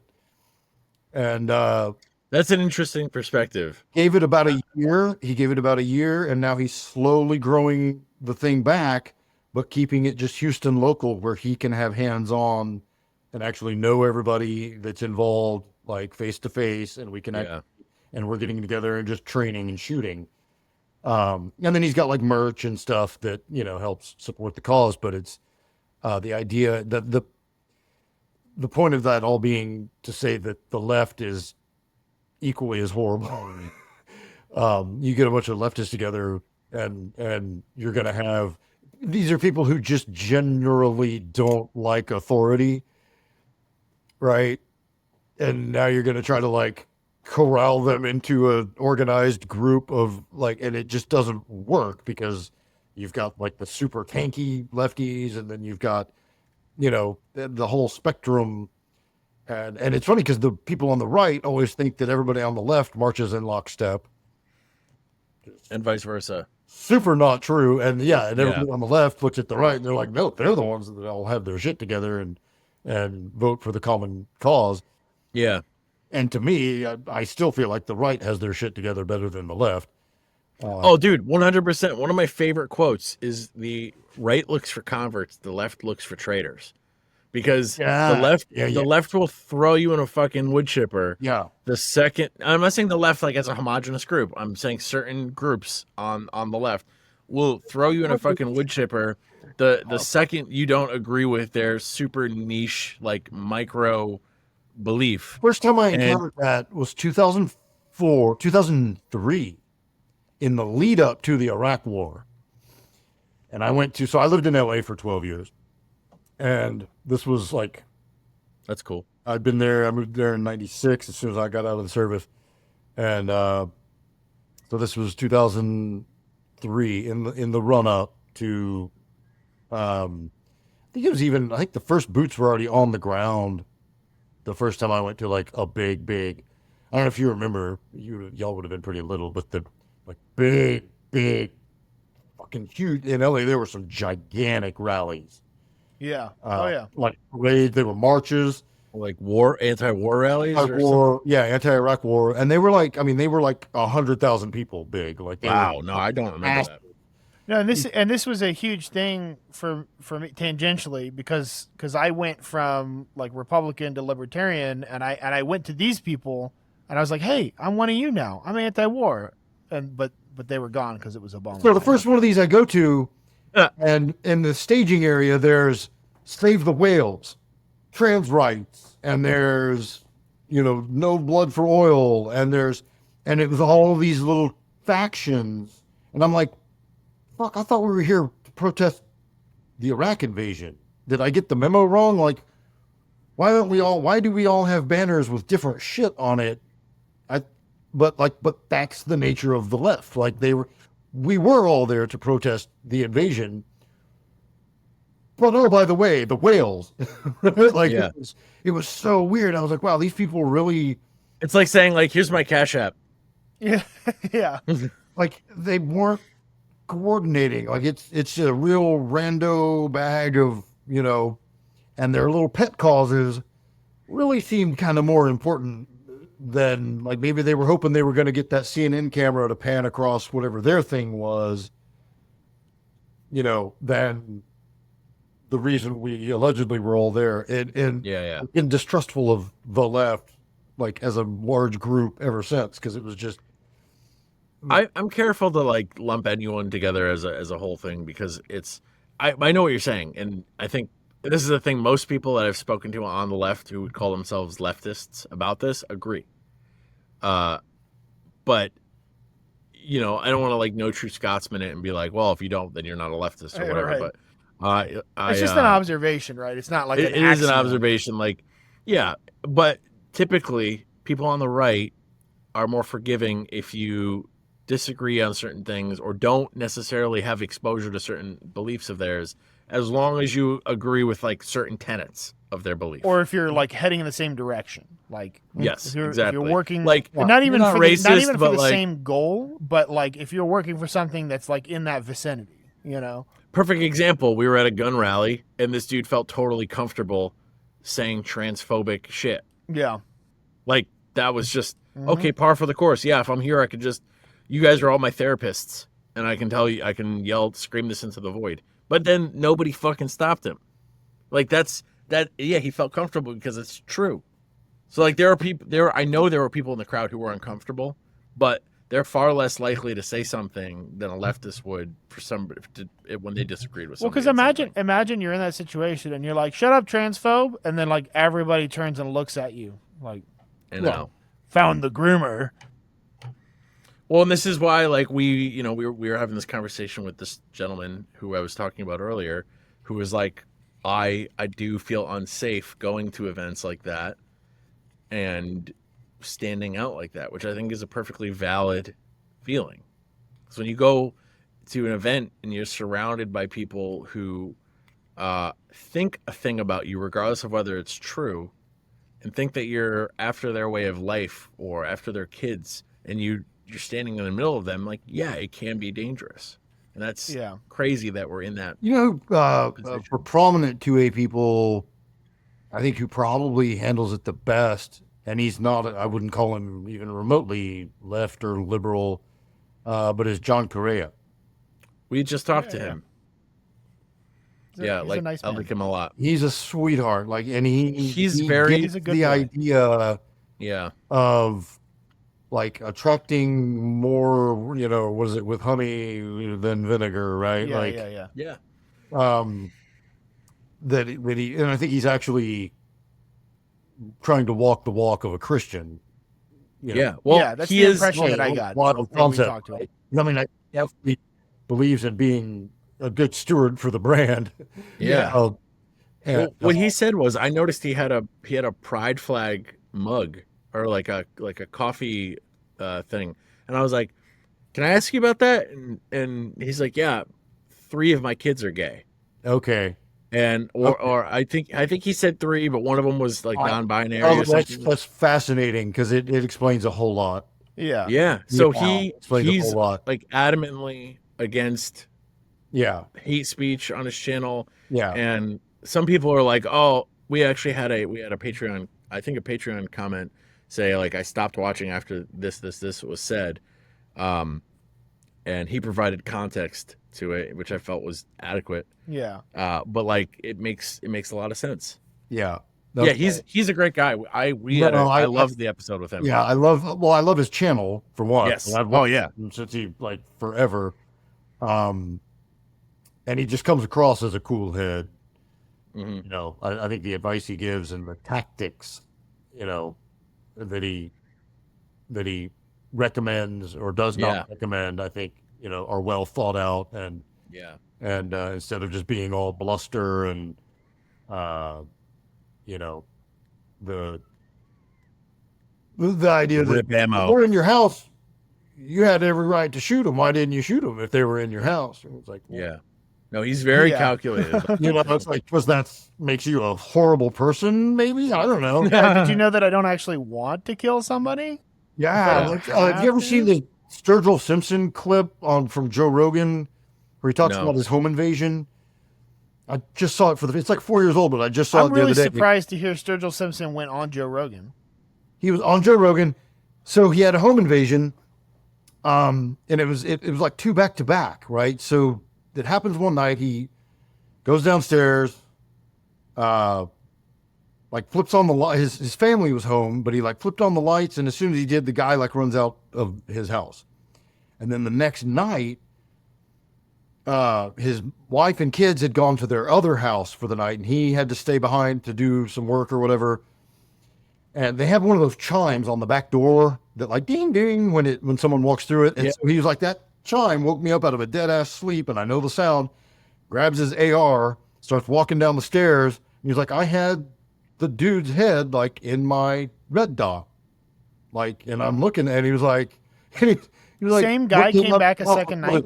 Surprised him. He was like, what do we got going on here, bro? Or something. Like it was a goofy like way that he confronted him, but he was like, what's going on? And the guy looked up and was like, oh shit. He said he was stealing his like his headphones, and the guy was standing there wrapping the cord around the headphones, and he looked up and he saw and he just ran out, and he said he ran so fast out through the backyard he actually like crashed through the gate. Like split, like Wile E. Coyote version, like a cartoon. Style. Yeah. And point of all of that is that the comments under that clip were fucking gross, man. Yeah. Fucking gross. I mean, and I don't mean like a couple. I mean like scroll.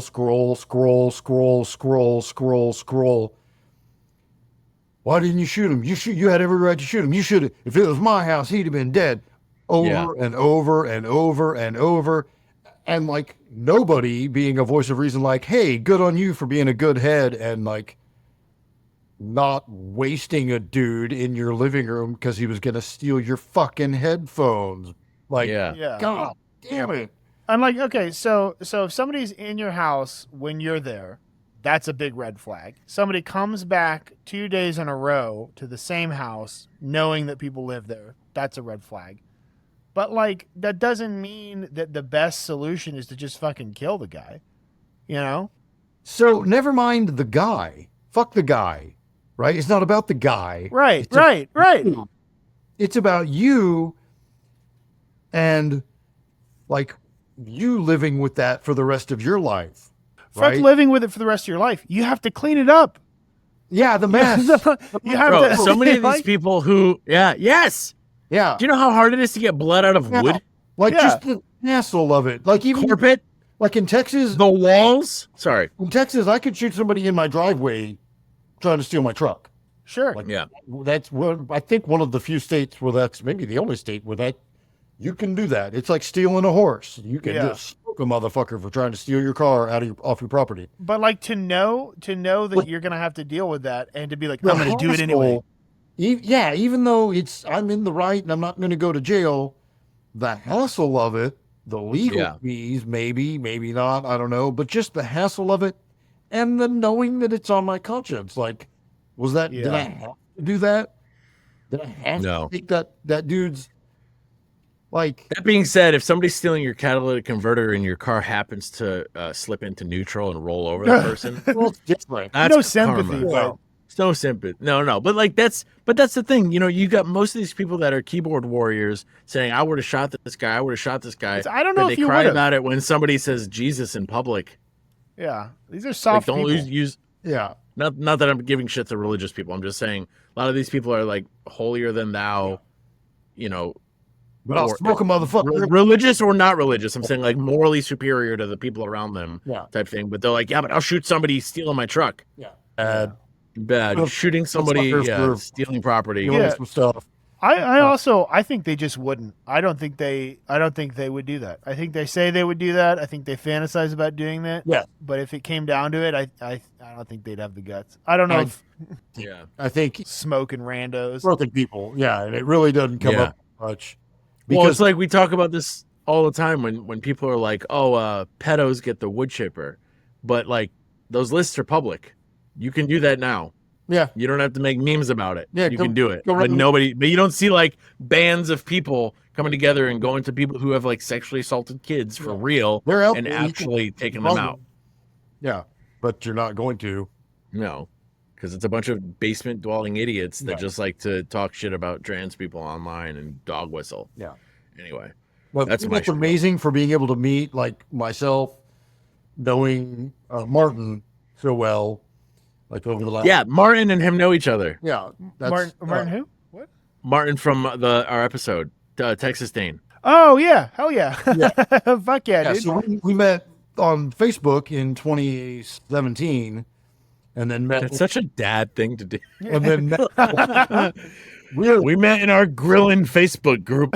yeah, and met. He liked first my time cargo in person shorts. in 2019. So That's cool. yeah, but yeah, and then that's the amazing part of social media, right? Is that Yeah. You can- It's crazy. these like lifelong friends that Dude. share an interest with, and I met somebody at the rally for the They're first pretty cool. time. Yeah. No, I'm sorry. I didn't mean to cut you off there. But yeah, then the drawbacks are going to be the basement dwelling douchebags who just, and it's just a lot of this and Yeah. yeah, Well, I wanted to. Sorry, I've been calling you Will. Do you prefer William? Will, Okay. yeah. I don't know why I typed in William. It's like some weird formality. I will call you Yeah, William please- Hancock. please tell from us your now on. government It wrote name? the name, and I was like, oh shit, it wants my name, and I went to my legal name. Well, I've said your name online because it says your name online. Like I've said your name on here because it says your name online. Yeah. I hope that's okay. Otherwise, I can bleep it out. No, Okay. it's fine. It's totally fine. Yeah, somebody put my first and last name. Well, they asked if they can use my first and last name at the rally, and I said, yeah, like I'm in public, and you can just Google my business and find out my name. And I've been in an article or two, so it's like it is what it is at this point. Yeah. But I wanted to ask you some more questions. I know we've been talking a while, and we've been on topic because this is great stuff that we've like I wanted to talk about. But I had a couple more questions for you Sure. that I was curious about. As a somebody who like ideally would love to try cowboy action shooting, but I have no fucking clue what to do. How does somebody get involved with cowboy action shooting? Like it took me forever to get a Glock with an optic on it, like to get up Well, to speed. I was late to that party too. Okay. I was and it was like some kind of strange fear of like even the learning process. I just didn't like. I don't know. I had no So excuse. late to the dot. I was so Yeah. late. Yeah. Now I have to go back 100 years. Like, how do I? So the first What's the easiest way to get into cowboy action shooting? first thing you would want to do is find the club nearest to you and go watch a match in person. And they will be really, really glad you're there. Yeah. They'll be, because that sport is just barely hanging on and it needs new blood badly.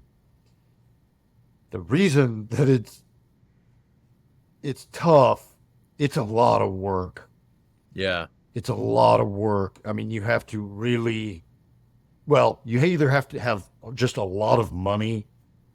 If you have a lot of money, then it's not that much work. It's just fun. But when you're broke and doing it like I was, that means you are hand loading your rounds, right? Because you're either shooting 38 special or 45 Colt. Yeah. Well, I shoot 45 Colt or shot 45 Colt. And even back in 2008, you don't buy that shit off the shelf. You hand load it. Yeah. And so Because of the price? yeah. It's been expensive for a long time. So back then it was off the shelf. It would be about 50 cents a round. I could reload it for like 10 cents a round. This is back in 2008. Okay. That seems cheap now.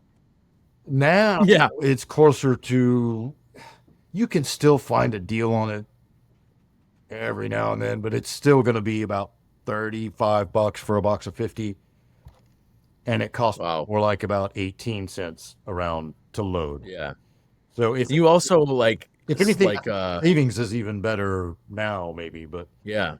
uh, You also load it like you load lighter loads in them, right? that's also part of the gamesmanship, the gaminess of the sport is, you down pressure your rounds.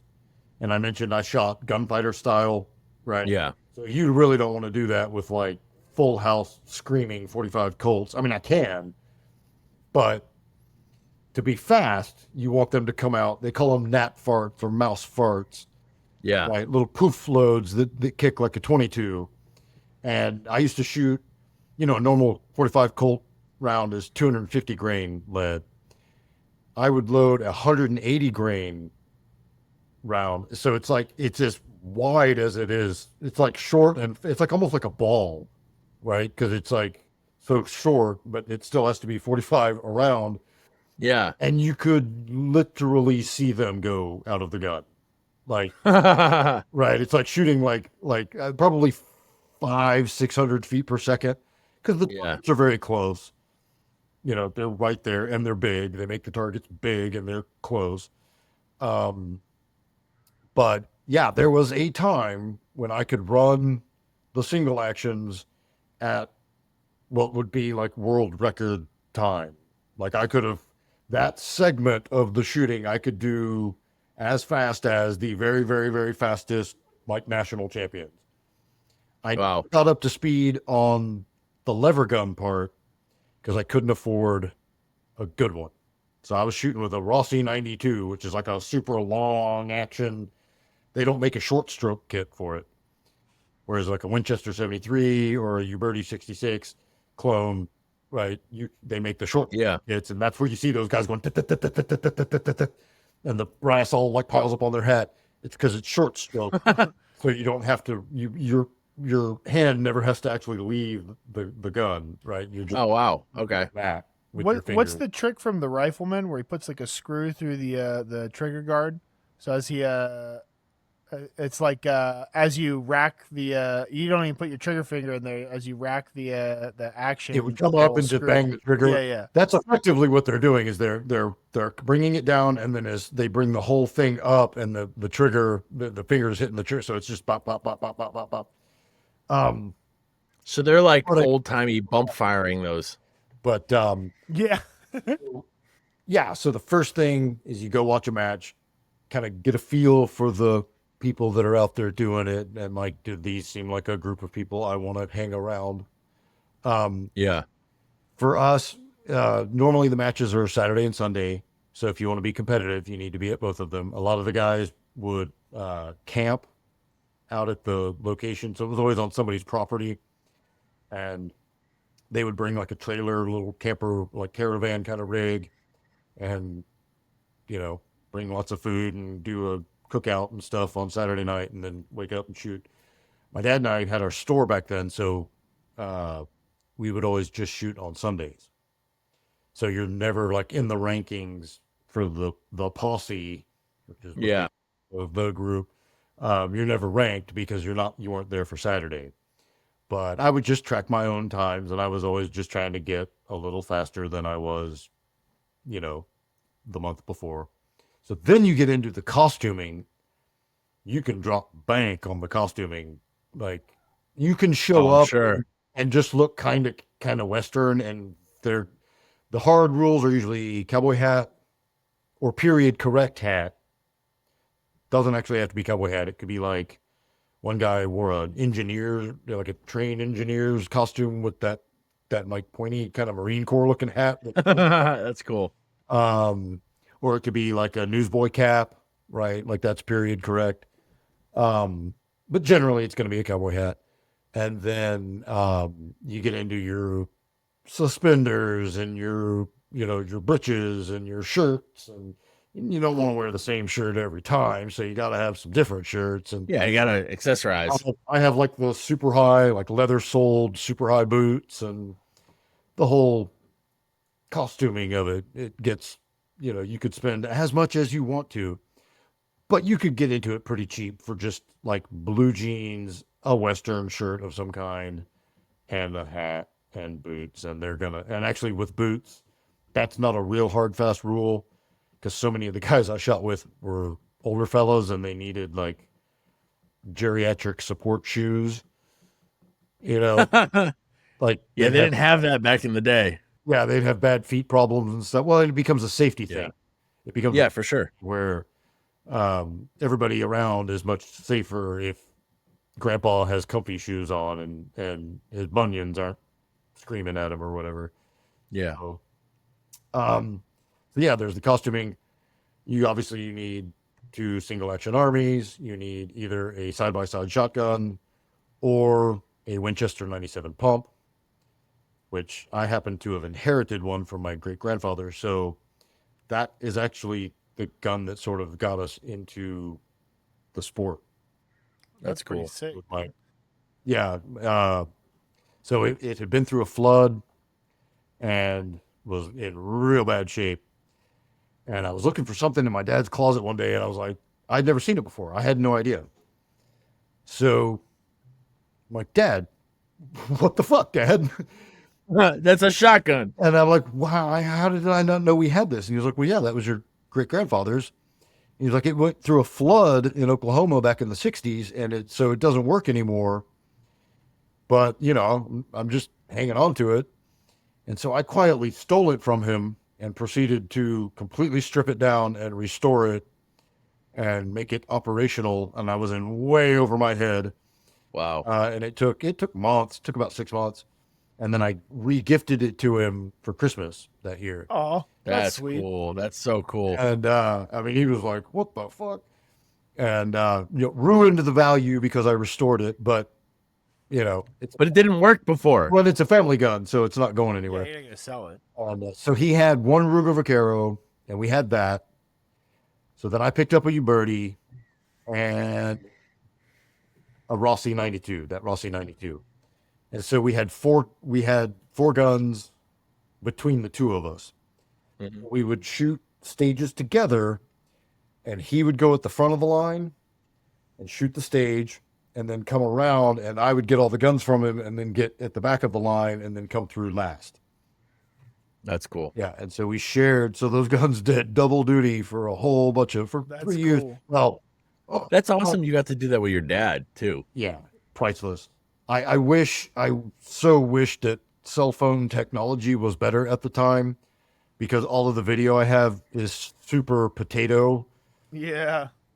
Yeah, it's like 360p or something. Like, it's so bad. Oh, nice. It's hard to watch, but I mean, it's there. I have a bunch of footage Yeah. of us shooting, and Maybe Yeah, one day AI can upscale it and take all the soul and substance out of it. I that would be amazing. it's so bad.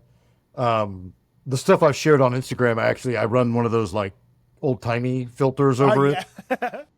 And it actually As you should, yeah. makes it look better, right? Because it's like it adds so much bullshit over it that it actually comes in looking kind of better. But yeah, no, it was amazing memories of doing that together. And like I said, eventually the political climate around 2011 it was leading up to the 2012 election. And we were just couldn't stomach the insults, the Obama insults. Yeah. Yeah, it was just We were talking about that earlier, Andrew. Yeah. Talking about dropping a lot of N-bombs. just overt racism coming out Woo. from not racists, right? I mean, they're not racist because they have Yeah. black friends, probably. Oh, Yeah. But when it was directed at Obama, they did not mind using all of the colorful language. Yeah. And it was heartbreaking, but it was also, like I say, it was so much work that You have all this free time now. it was like, we're going to miss doing this, but I don't have to reload, 600 rounds a month, and Yeah. Yeah. whether I want to or not. But if you could afford to just buy the guns tuned up, or have a gunsmith tune them up for you, buy you some costuming, get your gun leathers, because that's a whole other thing you got to get is the leathers, and buy everything just kind of turnkey, then it would be a lot of fun. And if you could afford to just like go online and just order your ammo in bulk and not worry about it, that would be cool too. Best case scenario. But yeah, 38 special would be the way to go. Not 45 Colt. Go 38 special. I think Carl actually did a video on that. In talking about Cowboy Action Shooting is because then if you're getting into the reloading, you're using less materials. The ammo Makes sense. is cheaper. Yeah. Needs less for powder, sure. right? Because it's just a smaller round. And would you But, ever consider doing his new Deadeye division competitions? I'm intrigued by it. I am. I love the concept, and I think he feels like I do that the sport is dying, and maybe rightfully so because of some of its own, like, it's kind of Issues. yeah. And so just the idea of taking sort of the concept of it, but making it its own thing, might give it some kind of chance. Yeah. At moving forward. Yeah, I need to look into kind of how he has evolved. I caught a few videos like when he first kind of came up with the idea and announced it, but I haven't followed up on much at all. It looks awesome. It looks like that's part of what's gotten me interested in it is I've always thought Cowboy Action Shooting was fascinating from a like in the same lens that I find shipbuilding as entertaining. Not because I plan on building a ship tomorrow, but because it's like fascinating to watch. But seeing him do the Deadeye and like have the Deadeye type stuff kind of come to fruition has really made me. Andrew and I have talked about it because he's got some old guns and. No, it's dude. Shooting old cowboy guns is fun as hell. Like, it's so. It's different. Yeah, it's I made an analogy in a video one time. It's like fuel injection and carburation. Yeah. Right. Like they're both great, and if I need to drive across the country, I'm probably going to want fuel injection and Yeah. air conditioning, right? But there's something about driving an old carbureted hot rod that's just fun as shit. Yeah. Like, and they're different things, you know. And shooting cowboy guns or just wheel guns in general for me, I don't try to make it a self-defense thing. I don't try to make it like a modern, you know, get all convoluted and try to make some kind of modern like excuse to carry a wheel gun. No, don't carry a wheel gun. That's a dumb idea. Unless it's just generally it's a dumb idea.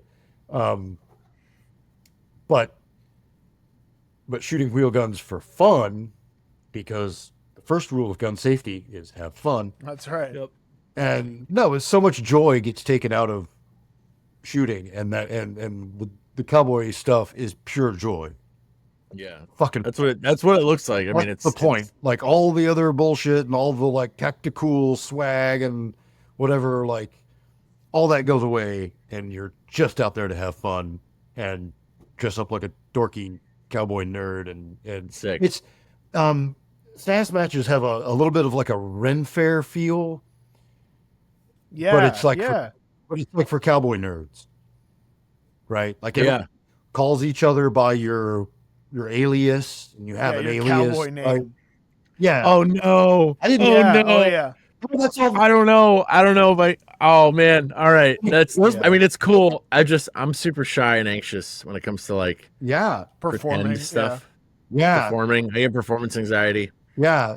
So Shrivel up my inside my dad body. knows the name Marcus Withers, which is a great uncle of mine, of his, who was a trail driver and is like in That's cool. and stuff.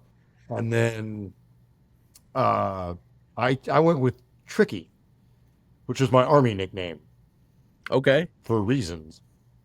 And I was like, fuck, I don't know. Just call me Tricky. Like that just stuck. And so they're like, all right, Tricky. And so That's cool. yeah. But yeah, a lot of dudes either like use a real person, which all of the good ones got taken years ago mostly. But Is or- Stinky Pete available? You already have a cowboy name though. Who? Will Hancock. Oh yeah. Bill Hancock. Call yourself Wild Bill Bill Hancock. Like that. No. Wild Bill Hancock. Well, Now you're literally a. I called that a lot actually. Okay. By the people the insiders who knew my actual name. Oh, I guess yeah. If you're trying to remain anonymous, then it doesn't work. Yeah, But I mean, that's the people that take your money every month, like they know your name. Yeah. But yeah, and I've gotten Wild Bill Hancock most of my life. That's been a Yeah. yeah. Could be Sorry, worse. I don't mean to dredge be up that worse. trauma for you. No, it's not one that I've ever minded. Which kind of trauma are you going to get from being called Wild Bill Hancock? I've Like always- as an 8th grader, oh, look, it's Wild Bill, and it's just a dude sitting there in all black and fucking Yeah. wheel guns. No, like that's not traumatic at all. It's I've- badass. Always been lucky that way. Except cool. with the time I got called a sentient IPA. That's pretty funny though. Yeah. But generally, I've had it pretty easy in life, not getting booked very much. Fair. But yeah, the sport is amazing. And just getting out and shooting, like shooting with Army friends last night. Yeah. Brought out Smith Model 25. Oh, and I brought a Chiappa Rhino because I figured probably none of these cats have ever shot that, and it's weird. But What was it? a Chiappa Rhino. Oh, yes. Yeah, you know, the space window revolver. barrel comes out of the. Yep. Yeah, the Yeah. one famously featured in The Expanse with no modifications and instantly Really? you just buy it. You see him using just it and it's uses like, off yeah, the that's a shelf. space gun. Yeah, space gun. Yeah. But yeah, the old guns are just fun. And it's funny, I don't do milsurp particularly. Like, I can appreciate some cool old milsurp, but that's a whole different rabbit hole, Yeah. right? I've always liked old like milsurp rifles. I want to get more into that kind of stuff, It's a but whole ass it's- rabbit hole. Like, it is, man. And like Yeah. it's I have a trash rod. Like I have a Mosin Nagant, but like you start getting into the like good stuff, and it gets crazy. It gets like crazy money. I tell you what, I would love an M1 Grand, but what no, is- that's like turned $4 me right from there, bro. milsurp nerding is the ammo. Yeah. And with cowboy guns, you can get the modern clone, right, of all of the popular models. You can get a modern Italian clone that'll shoot either 38 or 357 or Hmm. 45 Colt or 44 Magnum sometimes. So you're dealing with a more modern, easily reloadable cartridge so that you can keep costs down. And I enjoy reloading. Yeah. Not in August in Houston, but because my shit's all set up in my unair conditioned garage. But uh, 9 months out of the year, 8 months out of the year, I really enjoy just getting out there and running. I run single stage press, so it's slow, but it's super consistent, and Yeah. and I just enjoy doing it. It's good, just solitude, like alone Hmm. time. I don't even listen to music or shit or anything. You just, I just zone into the yeah. process. Yeah, it's like meditative or something. It's like, yeah, it's a lot of fun, and I think most reloaders are that way. Like, Yeah. I think most people who get into it and then stay into it, they find that Zen Well, because thing. it's not a menial task, right? Like some of us can't stand like doing the dishes without music or some other input, but something like reloading That's is me. not a is not a unskilled like menial task. Like you have Well, to yeah, focus on if it. you do it half-assed, you can blow yourself up or blow up your gun anyway. So you need to be thinking about what you're doing, and yeah. But I also look at it as paying myself kind of, because the money I'm saving is money that I'm not spending, right? So Yeah. it's sort of like paying your, time is money or whatever. But uh, yeah, I reload 357, 38, and 45 Colt. So 9 and 5.56, 223. Uh, Bye. I sort of say off the shelf. I don't buy off the shelf anymore. To a warehouse right here in Houston. They do reman, like bulk. Yeah. Yeah. Yeah.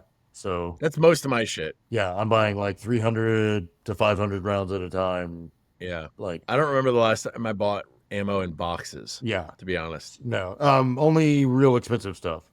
Yeah. Well, for actually, that's a lie. For Woodland Brutality, because it was a competition, we bought boxed ammo. But when I go to the range and most Yeah. of that stuff, I just buy remanufactured I've stuff. barely been dabbling with a little bit of, I dare even call it long range shooting, but longer than I normally shoot, reaching out to 300 and kind of Yeah, that's cool. built a gun that'll reach out to 800.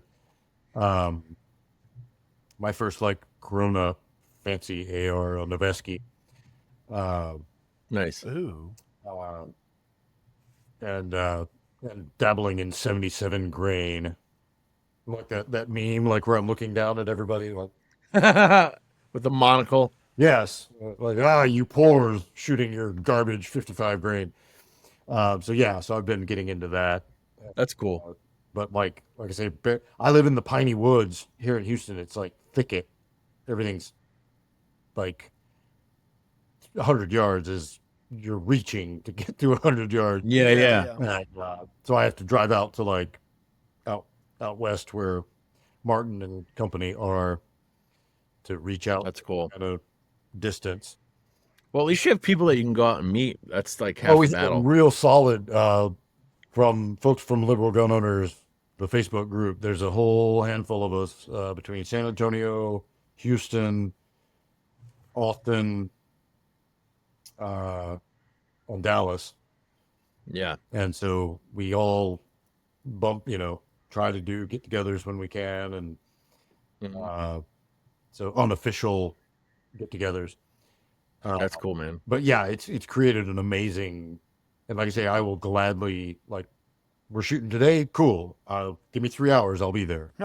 That's sick, dude. Oh, I wish I yeah. had that kind of flexibility. Yeah, Yeah. I'll drive 3 hours over to Austin, shoot from noon to 5, and then jump in the truck and drive home. And Sick. I do that Austin, San Antonio, Dallas, It's better than shooting here in Houston by myself. Yeah, I I'm have sure. one homie. I have one homie who's right down the road, like 15 minutes away, and so he and I shoot together a lot. And then another who's across town, and we will all. So we have our own little Houston clique that we can gather when That's we cool. get everybody together. Yeah. When A everybody can life get. thing happens. It was easier post, like immediately after COVID. The Oh, yeah. 2020, 2021. When everyone wanted to see each other and could make time. Everybody had that fire going, and Yeah. that's all kind of died down, and You're complacent again. yeah, life happens and stuff, and so I spend a lot of time at the range by myself lately, but that's fine too. That's okay. But yeah, I try to shoot every weekend if I can. Sick. Yeah. Well, let me know next time you're in San Antonio. I would love to. I don't want to invite myself, but Are you in San Antonio? yeah, San Antonio, North Side. Oh no shit. Well, we need to do a thing. I had no idea. I thought you were up in the Yankee part of the country. Not me. That's I'm in Jordan. Connecticut. He's down there. Yeah, that's me. Oh shit. Okay. Yeah, we Well, span the whole country. We need to do a thing and get Martin in on it.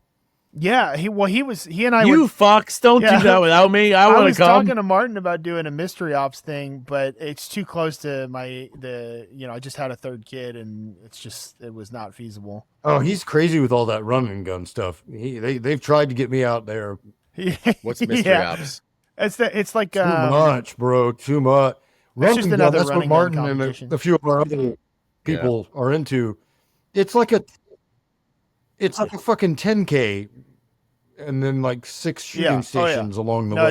it looks brutal, but It's the run It's part. got a team Well, division, so you get 2 people shooting at a time. That's sick. I need to buck up. I actually bought shoes for it, and I have all the gear, and I have a camelback and all the stuff. Like, Yeah. I really should. I'm a personal trainer, for crying out loud. I should be able to go out. And, I need to do more Dang. running and hiking myself. but I need. Yeah, You I do don't do both. a lot of that kind of fitness, and so I'm always like, y'all are insane. We could just hang out and shoot wheel guns or something. Yeah. Seated from this bench rest position. Part of why I wanted to get better at long range shooting, though, is the run and gun deal, because they shoot out to like 500 yards, and they do That's like cool. logistic shit where they paint the targets like earth tones.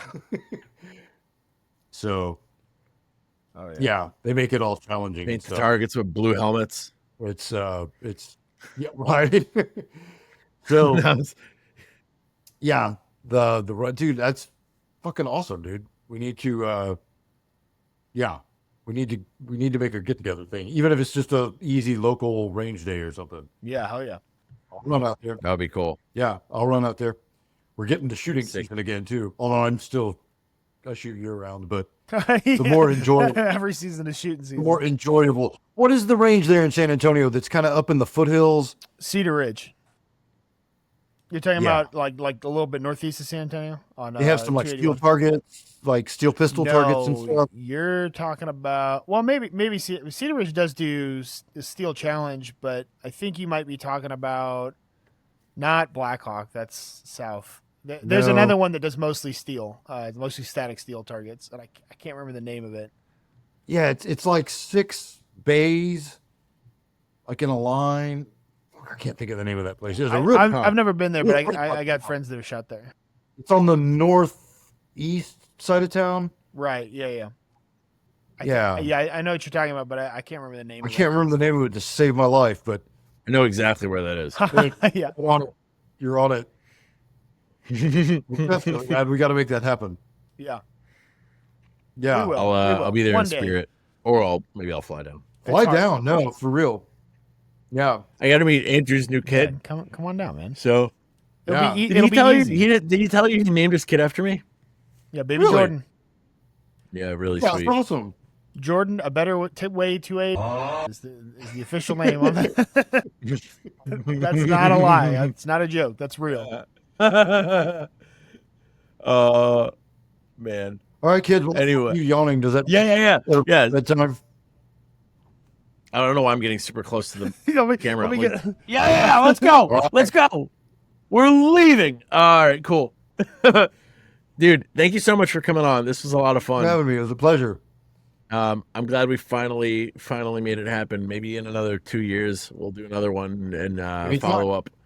We need to do Meat Space, man. We need to We need to In do the Meat flesh Space. do a Texas trip. Yeah, Yeah. in the IRL world with real world anxiety abandon and your real child world. and hang out with mine. Yeah. Well, my wife's okay. My My wife wife. is letting me hang out with you in Vegas for a That's week, true. so she'll let me come down and say hi to your family. Not back to back. Got to figure it out and We'll spread space it out a We'll little bit. space it out. Yeah, All right. we are going to Texas next year to visit family, so Oh, maybe fuck we'll yeah. figure something Do out. a little then. side trip. Yeah, Side There you quest. go. Side quest. side trip, Holler. side quest. Holler when you're here. Yes. Welcome. Awesome, Yep. All right, gentlemen. It's been fun. Yeah. dude. Hell yeah. Thank you dude. so much. I'm so Hell glad yeah. I made it for the second half.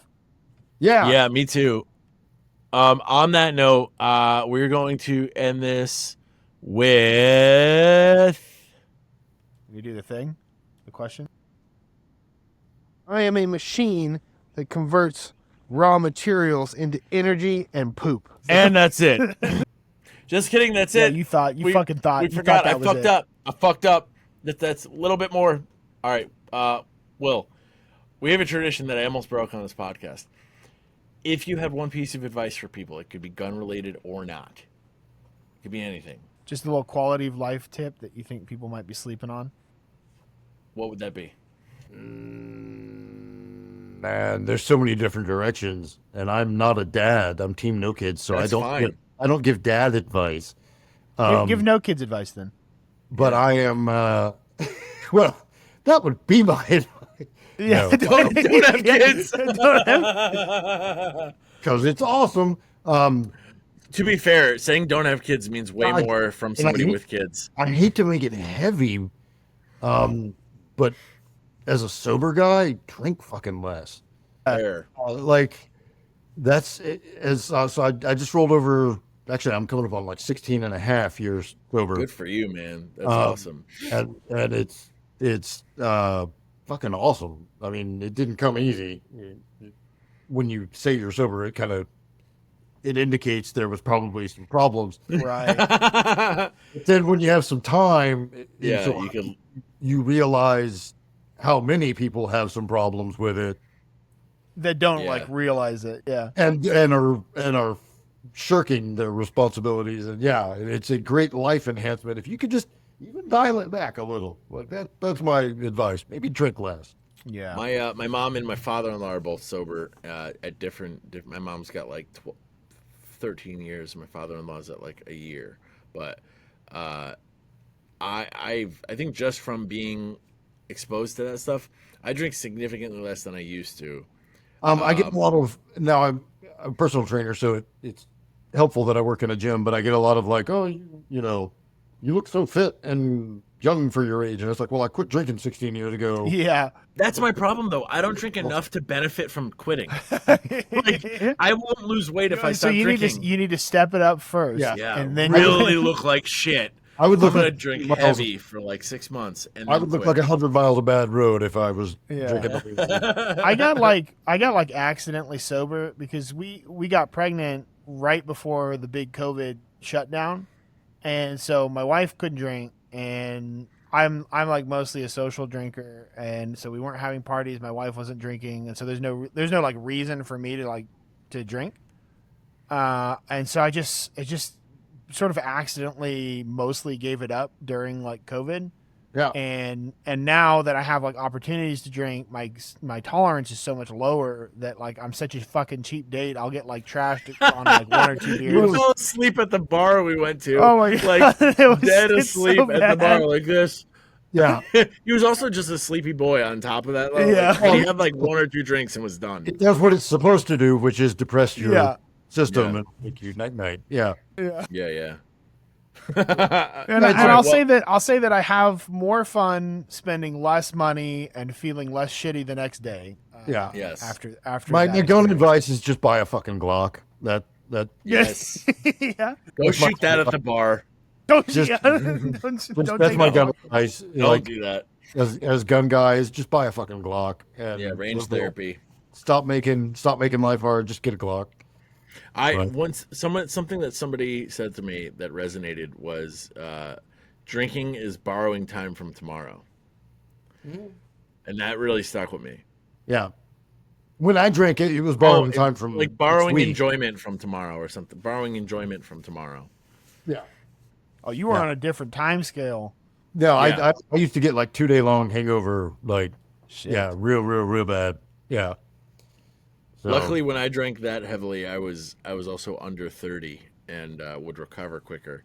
Now it's rough. Now I'm like, well, so drink- 32, I got sober at 32. That was like the 33. It was like the turning point. And it was noticing that it wasn't like the fun, sexy had worn off and the hangovers were getting monumental at kind of where the age where you are, right? Where it's like, yeah, ooh, things are different now, huh? And it's, yeah. I'm sick means like this is gonna Yeah. get worse and not better. for sure. So, yeah. Well, that's why we kept you. Thank you for sticking around and dealing Right with on. my ineptitude right there at the end where I forgot to ask you that question. But, well, thank you so much for coming on, man. All right, It was a y'all. blast. It was a pleasure. Roll Yeah. credits. Roll.